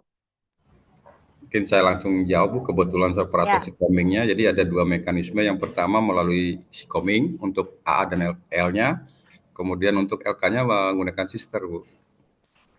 Jadi untuk biasanya sih untuk pengajuan Javung di lewat Sikoming, biasanya saya ngisikan, Bu, karena saya mengambil data dari BKD langsung, karena kalau sekarang dosennya kasihan juga, Bu. oh, berarti untuk si Koming yang mengisi langsung Pak Rudi. Iya, Bu, karena tinggal mengambil aja dari BKD-nya, di linknya sudah ada, Bu. Jadi satu hari selesai, Bu, 2-3 orang itu. Ya, Kalau baik. sekarang kita Jadi sedang proses LK, satu dosen atas nama Rostina, ini sudah saya ajukan PAK integrasi konversinya untuk ke LK-nya. Alhamdulillah kemarin sudah dibahas oleh Dikti, lewat via emailnya akan sudah disetujui dan nanti akan dikirim kembali ke kami beserta surat pengantar untuk pengajuan ke LK-nya setelah pembukaan periode sister. Jadi sekitar bulan September sih rencananya. ya, baik. Jadi terima kasih ya Pak Rudi. Iya, Bu. Berarti Pak Rudi ini membacking semua aplikasi si Koming Iya, teman-teman Bu. dosen ya. Di komen sister BKD semua, Bu. Berarti semua Pak Rudi yang pegang. Sister Iya, Bu. juga Pak Iya, Rudi Bu. yang ngisi. Iya, Bu. Oh, iya, iya. Berarti semua sistem, jadi untuk dosen-dosen yang ngisi di sister juga Pak Rudi ya. Iya, Bu. Sister berarti dosen berarti tinggal melaporkan ke Pak Rudi begitu. Iya, menyediakan dokumen aja sih biasanya, Bu. Menyediakan dokumen. Ya, Iya. berarti teman-teman dosen di Akbid ini sudah sangat enak ya. Jadi sudah sangat dimanjakan ya oleh Pak Enggak, Rudi. kadang-kadang begini, Bu, kenapa saya ambil alih, misalnya begini, Mm-mm. ketika ada penelitian atau publikasi artikel 3 nama, biasanya dimasukkan hanya satu nama, namanya sendiri. Akhirnya di BKD di sister sendiri, duplikasi ganda banyak, Bu. Jadi si A mengklaim penelitian yang sama dengan si B. Jadi saya ambil alih, jadi ketika saya ngupload satu publikasi, cukup satu saya upload, 3 nama itu termasuk semua, termasuk dosen luarnya, misalnya ada kerjasama dengan dosen luar. Sehingga tidak terjadi duplikasi data gitu. Nggak repot Pak Rudi Alhamdulillah selama selama ini enggak, ini. Bu. Iya, Aman aja, Bu. oke. Iya, aman ya. Iya. Karena nanti, ya baik Pak Rudi, terima kasih Iya, ya. sama-sama, Bu. Informasinya luar biasa ya Pak Rudi. Iya. Tetapi yang perlu nanti dipertimbangkan ya Bapak Ibu. Jadi terima kasih ya Pak Rudi mendampingi mengawal ya semua Iya, dosen Bu. di Akbid Bima ya. Jadi ini ya, secara psikisnya aman ya, karena tinggal setor laporan ke Pak Rudi begitu ya. Itu nih. Iya, Bu. Tetapi nanti yang perlu dipertimbangkan adalah ketika ada tambahan prodi baru. Karena mungkin saat ini karena anak satu prodi ya. Jadi ketika nanti ada tambahan prodi baru, minimal kan satu prodi ada 5 ya, 5 Iya. dosen. Berarti kalau sekarang ada dua prodi, berarti minimal ada 10 kan ya, 10 Iya. dosen. Ditambah dengan dosen di D3. Dosen D3 sekarang ada berapa? 19 ya? 16. Dengan 16 ya. 16 tambah 10 ada 26 Pak Rudi. Ada 26 nanti yang harus dikawal. Alhamdulillah, Bu, pengalaman di kampus sebelumnya 90, Bu. 89-nya Sirdos, satu yang belum saya urus semua. Ya, baik-baik, luar biasa ya. Tapi mohon selalu jaga kesehatan ya Pak Rudi. Ibu. Oke. Tapi ke depannya Bapak Ibu perlu kemandirian juga. Karena updating regulasi dosen wajib tahu. Gitu ya. Jadi luar biasa ya Pak Rudi memfasilitasi dari Sikoming begitu ya. Iya, Bu. Kalau di tempat saya mandiri semua ya, dosennya harus ngerjain sendiri, nggak ada Kasihan Bu, operatornya. dosennya sudah cukup ribet dengan segala macam administrasinya. Ya, apa yang bisa kita ringankan lah kira-kira agar fokus ke pengajarannya. Kira-kira begitu lah Ya, Bu. ya baik Bapak. Terima kasih ya Pak Rudi. Tapi ke depannya ini adalah ruang perbaikan kembali ya Bapak Ibu. Iya.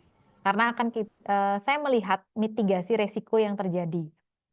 Yang pertama adalah Bapak Ibu dosen akan sangat bergantung dengan Pak Rudi. Ya, kemudian Pak Rudi pun banyak beban kerjanya. Ya, walaupun dari Pak Rudi saat ini menyampaikan, oh tidak masalah, saya biasa mengatasi 90 dan semuanya ya. Saya percaya itu ya, Pak Rudi bisa mengatasi semua. Tetapi ke depannya yang perlu diperhatikan adalah kemandirian dari Bapak Ibu semua. Yang namanya kita di perguruan tinggi nggak bisa Pak hanya dengan pendidikan. Memang dosen wajib penelitian dan pengmas. Dan dosen juga wajib atas pengembangan jabatan akademik. Sehingga ada itu kan aturan-aturan yang terbaru kemarin yang memang berlaku juga untuk PTN terkait jabatan akademik. Gitu ya. Jadi mungkin ketika nanti ini akan ada perubahan ya, Bapak Ibu, perubahan bentuk, perlu adanya kemandirian dari Bapak Ibu dosen. Ya, saya rasa ini bisa dilakukan, tidak mungkin tidak bisa. Gitu. Satu, sister dipegang oleh masing-masing dosen. Kalau tadi permasalahannya adalah diklaim, sosialisasi.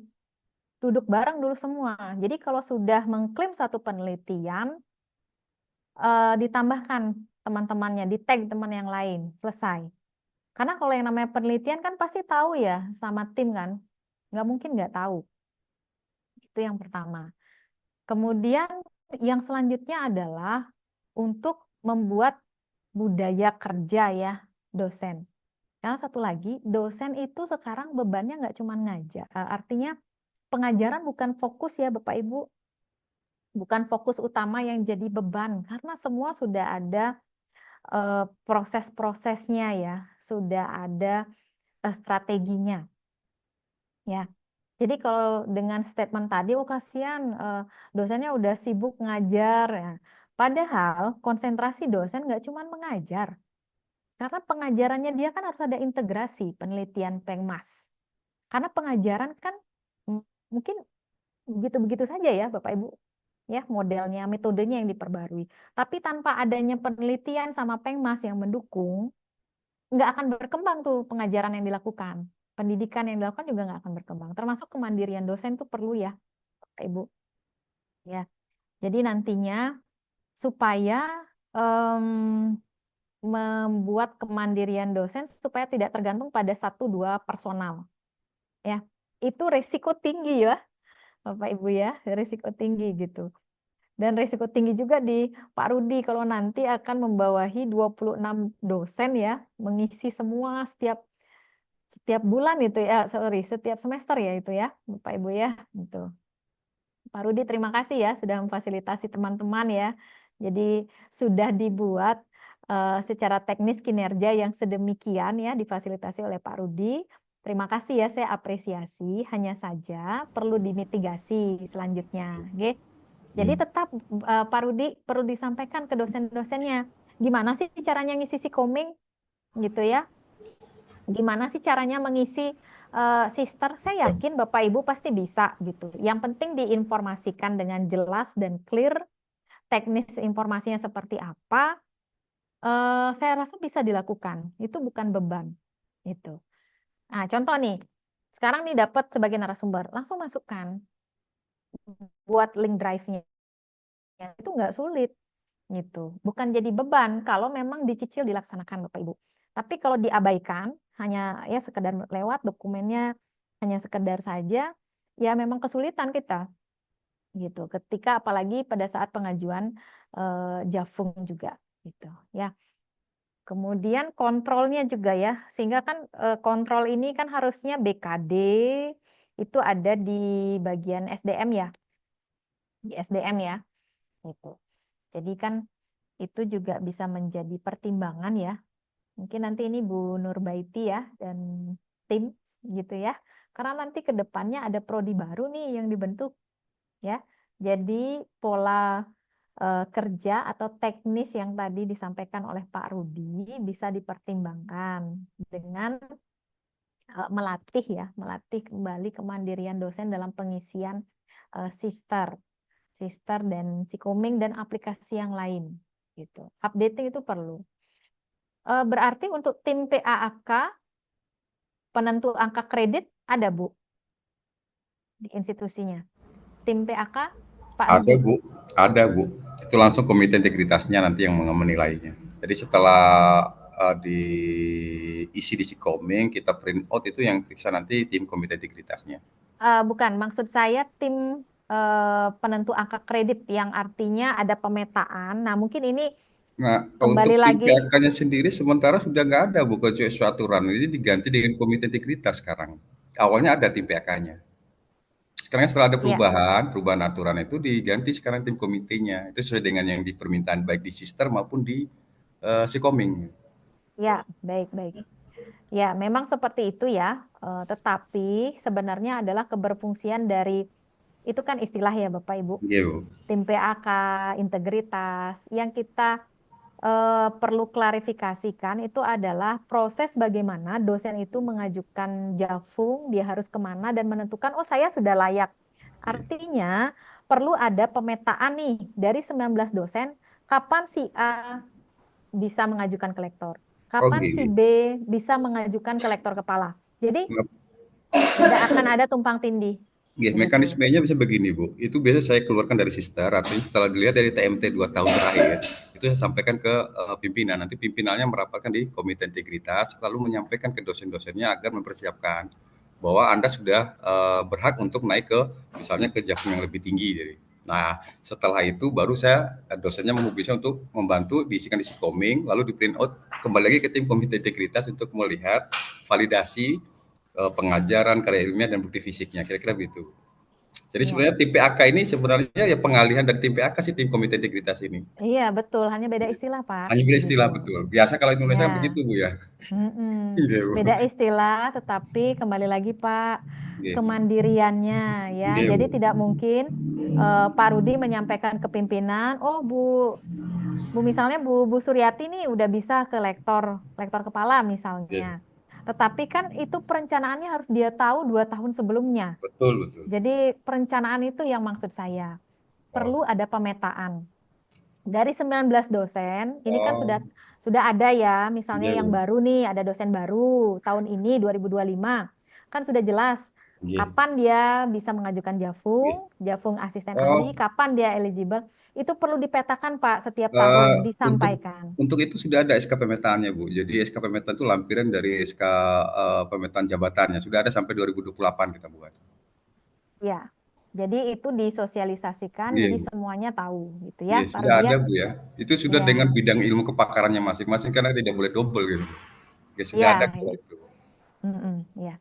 Tapi kembali lagi Bapak Ibu dosen semuanya ya, yang terlibat juga pimpinan. Jadi perlu ya, kembali lagi sosialisasi untuk jabatan akademik dan karir dosen. Kepengisian sister itu wajib setiap dosen tahu. Kalau memang budaya kerjanya atau budaya teknisnya selama ini memang dipegang oleh satu teknis yang berperan, silakan. Tetapi mohon dimitigasi. Jangan sampai nanti dosennya nggak tahu untuk buka akun. Karena itu akunnya masing-masing kan per dosen, Bapak Ibu. Gitu ya.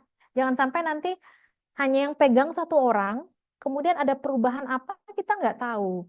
Ya. Kemudian untuk updating publikasi kan nggak bisa. Sinkron untuk kesinta dan yang lain-lain ya. Jadi itu masukan saya untuk ruang perbaikan, lakukanlah mitigasi untuk terkait kinerja dosen gitu ya. Karena itu saya melihat dari beberapa dokumen-dokumen yang disajikan gitu ya. Jadi itu bisa menjadi ruang-ruang perbaikan ya Bapak Ibu ya. Jadi dilatih kemandiriannya untuk pengisian sister gitu ya. Iya. Walaupun ada Pak Rudi nih yang memfasilitasi semua.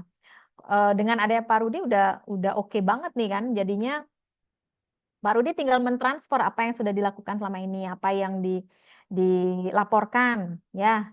Misalnya sister dari Bu Maya nih, sisternya bagaimana akunnya ini, yang dilakukan ini by step by step. disampaikan. Jadi tidak semua terpusat di Pak Rudi, terutama nanti ketika ada penambahan prodi baru. Kewalahan, Pak. Walaupun nanti Bapak sudah punya pengalaman, sudah mengisi 90 sister dan yang lain-lain, tapi mitigasi resiko terhadap tata kelola itu ya, tata kelola keberlangsungan dan keberlanjutan dari perguruan tinggi itu perlu dipertimbangkan gitu ya. Itu masukan saya untuk di kriteria 4. Untuk kriteria 5, mungkin apakah sudah ada yang ini navigasinya Untuk lab OSCE ya, Bu. ya, lab OSCE? Oke. Oh, iya udah. Sudah, nggih. Untuk lab OSCE-nya masih di prepare ya, Bu ya. Jadi untuk kegiatan OSCE belum ya? Untuk pelatihan. Iya, kebetulan lagi pakai ujian OSCE. Ah, Jadi memang masih banyak-banyak kursinya. Untuk pelaksanaan OSCE-nya gimana, Bu? Biasanya kita kalau pelaksanaan OSCE itu di akhir semester. Jadi pas kalau ini untuk semester akhir. Jadi biasanya kita masih masih menggunakan OSCE itu. Jadi untuk yang ke depan rencananya untuk OSCE. Karena kebetulan memang kita sudah melakukan renov. Jadi diupayakan tahun depan 2025-26 dilaksanakan. Nah, seperti ini, Iya. Bu. Ini lantai berapa, Bu, gedungnya? Di lantai Lantai 2. Lantai 2 ya. Nah, ini lab OSCE ya, Bu. Oke, Berarti ini terintegritas dengan lab masing-masing ya? Masing-masing kompetensi ya? oke. Ya. Iya, betul, Bu. Eh, Sesuai kompetensi. Boleh ini, Bu, izin boleh diperlihatkan secara keseluruhan. Ini untuk potret ruangannya ya. Oke. Ini untuk lab ANC-nya nih, Bu. Ya. Nah, ini ya. Lab OSCE-nya settingnya Ya. ini ya. Oke. Oke. Ya, Kebetulan cukup, Bu. lagi ada pelaksanaan ujian OSCA, jadi kursinya masih ada di sini, nggih. Ini OSCA ya. Baik. Baik, terima kasih, Bu. Udah, Ya, Bu? ya. Izin ya, Bu, sebentar. Em, ini kan untuk digunakan untuk di OSCA ya, Bu ya. Nah, jika untuk di OSCE itu memang ada beberapa standar-standar setting ya, Bu ya, yang harus dipenuhi. Contoh ruangan itu kedap ya, artinya tidak mudah dilihat, ada penutupnya, ya tertutup sehingga tidak bisa terlihat oleh peserta ujian yang lain. Karena tujuannya supaya tidak mempengaruhi psikisnya. Oh, di ruang itu apa ya gitu. Dan ketika ini tidak salah ya Bu ya. Ini kan sumber daya yang Bapak Ibu miliki. Ketika ini mau dijadikan lab OSCE bisa, asalkan standar settingnya memenuhi. Kemudian tidak ada setting, artinya kalau kita membuat OSCE tidak ada, oh di sini stase untuk ANC, tidak. Tetapi disesuaikan dengan stasenya. Stase 1 mau ada apa, stase 2 dan seterusnya. Kemudian ada stase istirahat, ada freeze-nya, kemudian ada ruang untuk komponen uji. Kemudian ada untuk pasien standar. Jadi ruangan ini ketika OSCE kan tidak sering-sering ya Bu ya, artinya sebulan per 6 bulan ya per semester. Jadi sangat bisa kalau memanfaatkan lab yang ada. Itu dimanfaatkan juga sebagai lab OSCE, tetapi standarnya untuk ruangan OSCE itu yang perlu diperhatikan. Dia tertutup sehingga tujuannya supaya peserta ujian nggak saling lihat, nggak saling tahu itu, oh itu kompetensi ini ya yang diujikan, itu kan terlihat itu ya. Itu kalau OSCE, jadi bisa dimanfaatkan ruang lab terpadu juga sebagai ruang OSCE gitu ya. Jadi bukan berarti oh harus buat nih ruang OSCE, lab OSCE yang baru gitu, bisa memanfaatkan ini asalkan jumlahnya sesuai ya. Jumlahnya ada berapa ruangan ini Bu Eti? Ada 11, nggih, Bu. Oh sudah cukup nih kalau untuk OSCE di ini untuk D3 udah bisa. Oke. Tinggal untuk standar settingnya aja. Kemudian difungsikan juga kalau memang untuk OSCE, berarti ini kan yang di depan ya, ada tempat soal. Kemudian ini Iya. ditutup, gitu ya. Ditutup mungkin dengan bahan yang bisa disesuaikan ya. Ini udah cukup nih bisa difungsikan. Baik, Yang Bu. enggak, ya. Sudah Bu Eti, terima kasih. Baik. Iya, terima kasih. Ya, baik, mungkin itu di kriteria 5. Oh iya.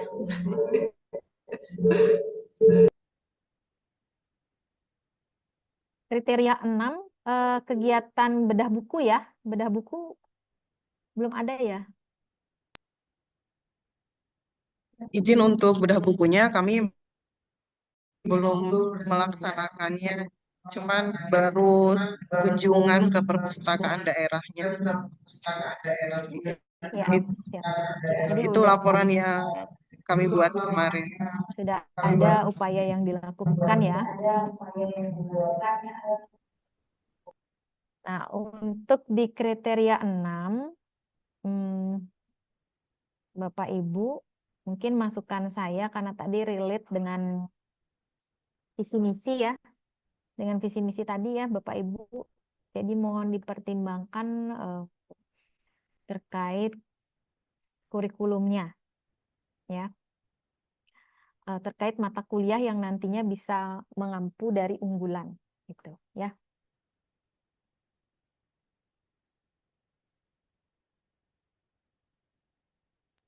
Mohon maaf, Ibu, boleh diulangi Ya. tadi, soalnya kurang jelas. Oh iya. Mohon maaf, Bu. Ya, baik. Jadi kalau untuk di kurikulum secara general saya berikan masukan itu adalah bagaimana nantinya Bapak Ibu itu menyusun kurikulum disesuaikan dengan visi misi unggulan. Ya, mata kuliah yang CPL-nya disesuaikan dengan regulasi dari AIPKIN. Kemudian mencakup juga dari Permen nomor 53. PR-nya ya, Bapak Ibu, Agustus harus sudah rampung ya. Karena SPMI nomor 53 itu harus sudah diadopsi paling lambat Agustus 2025 ya. Jadi PR teman-teman ya, PR teman-teman semua nih untuk segera ya melakukan pemutakhiran. Saya rasa tidak banyak, tetapi yang menjadi kuncinya adalah Bapak Ibu tidak hanya menyesuaikan dengan regulasi Permen, tetapi seperti yang tadi saya sampaikan, sesuaikan dengan instrumen di dalam PT. Ya. Karena di dalam PT kan ada elemen-elemen pemenuhan kan. Di buku 2 elemen pemenuhan. Jadi itu strateginya Bapak Ibu ketika menyusun SPMI. Dibuat dulu pemetaannya. Ya. Pemetaannya untuk menyusun pernyataan isi standar. Karena SPMI ada perubahan, tentu kita harus merecall lagi ke belakang, renstranya kita sesuai enggak? Gitu. Termasuk dokumen nanti yang lain yang terkait. Gitu. Jadi UPMI-nya Bu Baiti nggak bisa kerja sendiri ya, harus benar-benar buat tim gitu ya. Jadi buat tim semuanya untuk bisa menyusun itu. Oke. Nah, kemudian di kriteria 6 ya, saya rasa sudah cukup ya apa yang disampaikan, yang saya klarifikasi juga tadi yang saya tegaskan hanya itu ya terkait kurikulumnya. Kemudian satu di pedoman ya Bapak Ibu ya. Di pedoman tugas akhir saya melihat di komponen pembahasan. Pembahasan itu kalau tidak salah sudah ada tabel-tabel ya. Komponen pembahasan ada kehamilan. Tabelnya ada dari SOP-nya apa sesuai tidak dengan teori dalam bentuk tabel. Benar ya, saya klarifikasi seperti itu ya untuk pedomannya ya. Bu Kaprodi, Bu Yati atau Bu Tri? Iya, iya Bu, iya betul yang Betul seperti ya? yang Ibu lihat tadi. Iya, Ada tabel-tabelnya ya. tabel-tabel ya. Oke. Ya.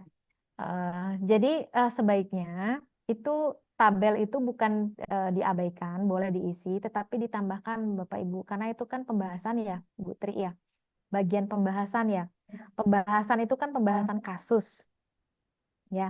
Karena ini kan LTA-nya adalah COC, pasti dia melihat adalah kasus. Tentu kasusnya kan tidak sama ya.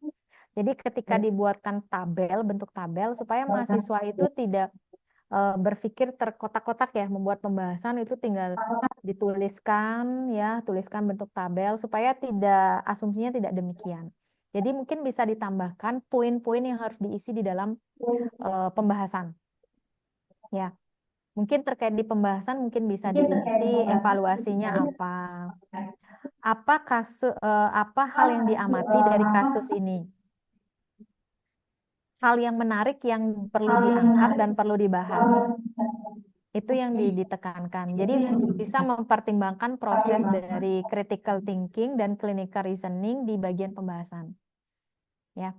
Jadi tidak hanya bentuk tabel, dia sesuai atau tidak dengan teorinya, kemudian poin-poinnya, SOP-nya bagaimana, tetapi juga berikan mahasiswa itu ruang untuk bisa dia mengeksplor lebih banyak lagi kasus-kasus yang dia dapatkan, yang dia amati. Begitu, ya. Mungkin itu masukan ya, Bu Tri dan tim Oke, mungkin. Ya, kemudian terima kasih ya, masukannya. ya, nanti bisa dimodifikasi. Jadi kalau memang budaya teknisnya selama ini nyaman nih dan bisa kami mengukur dengan tabel, silakan. Tapi alangkah baiknya ada deskripsi, ada deskripsinya. Karena di sana kita akan bisa melihat. Ini sambil kita melatih untuk kualitatif ya Bu ya, Pak Ibu. Ya, gitu. Jadi kita bisa menerapkan itu juga ke mahasiswa.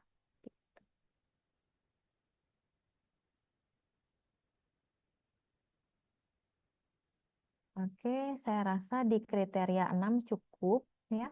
Ada yang ingin diklarifikasi Bapak Ibu untuk di kriteria 6?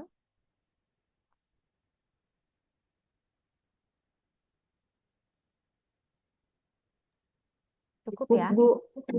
Ya, siap. Cukup, Bu Dian. Ini mohon maaf ya Bapak Ibu, ini sepertinya lewat ya, sudah lewat 34 menit dari janji kita ya. Tadi di awal kita jam 12 rehat ya. Oke, kita lanjut sedikit ya. 789 silakan di ini dulu Bapak Ibu, ada yang mau diklarifikasi?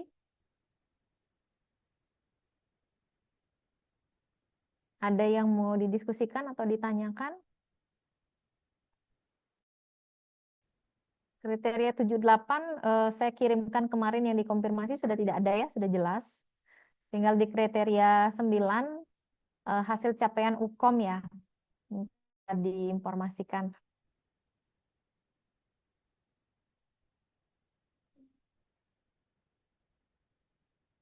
Jadi bisa ini ya Bapak Ibu di kriteria 9 terkait hasil UKOM ya. Ini saya belum mendapatkan ya informasinya. Untuk kelulusannya.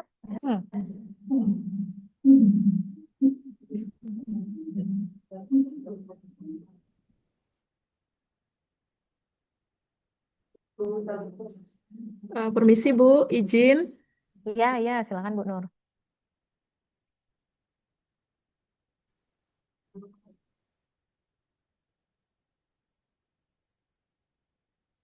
Untuk kelulusan UKOM-nya bagaimana Bu? Ya, yang pertama itu hasil capaian UKOM pada TS 2023-2024 dan 2024-2025. Izin izin share screen. Boleh, boleh. Silakan Bu. Saya akan tambahkan di ini. Tadi sudah ada di Ibu baik saja.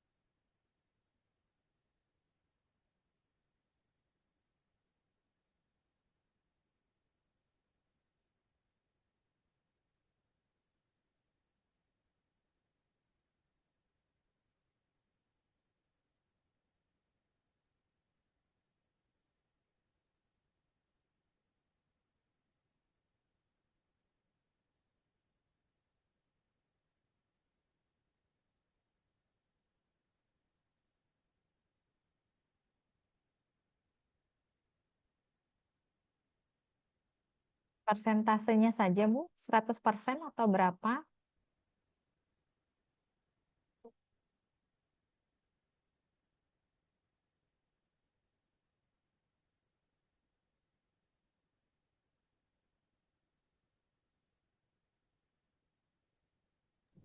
Ya, ini. Oke, apakah sudah terlihat, Bu? Oke, sudah. Nah, ini ya sudah. Sebentar, saya geser. Iya, ada di bawah. Ini agak lola sebentar ini. Harusnya ada di Ya, bawah ini. ya.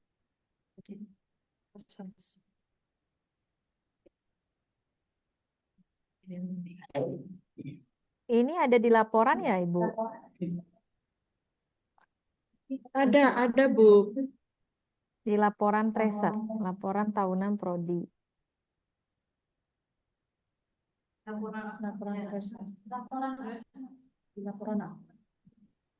Ini kemarin ada perbaikan yang dari itu tuh. Kalau untuk presentasi kelulusan UKOM secara keseluruhan ini belum masuk laporan, Bu. Tapi karena kemarin ada perbaikan, jadi dibikinlah untuk presentasi lulusan ujian UKOM seperti ini. Ya.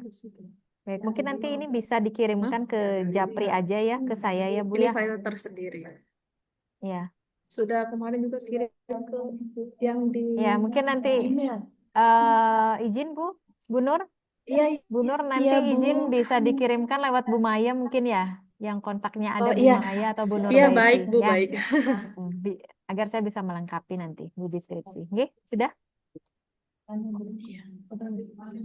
Baik, mungkin dari saya cukup ya Bapak Ibu yang sudah saya klarifikasi.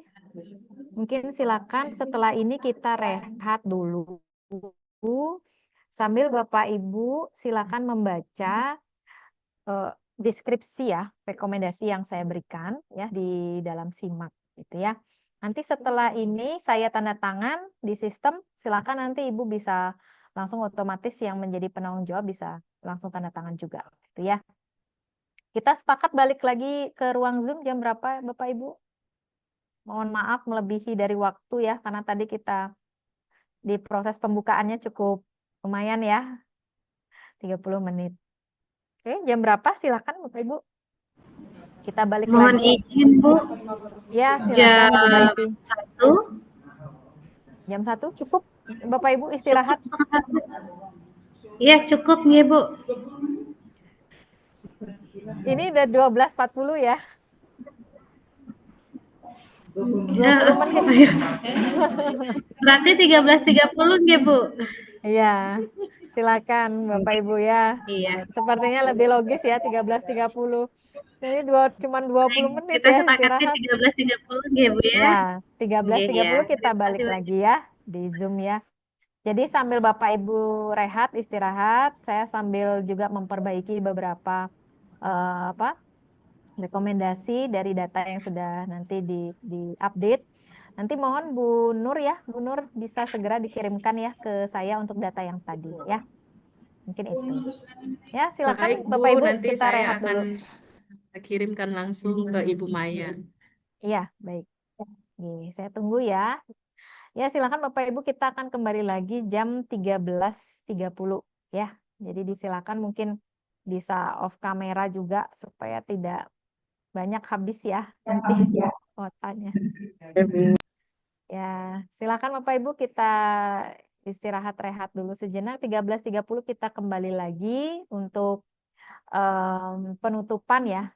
Sekaligus nanti kalau ada klarifikasi lagi, semoga sudah clear ya apa yang saya sampaikan bisa menjadi bahan tindak lanjut untuk perbaikan dari Akbid Harapan Bunda Bima gitu ya.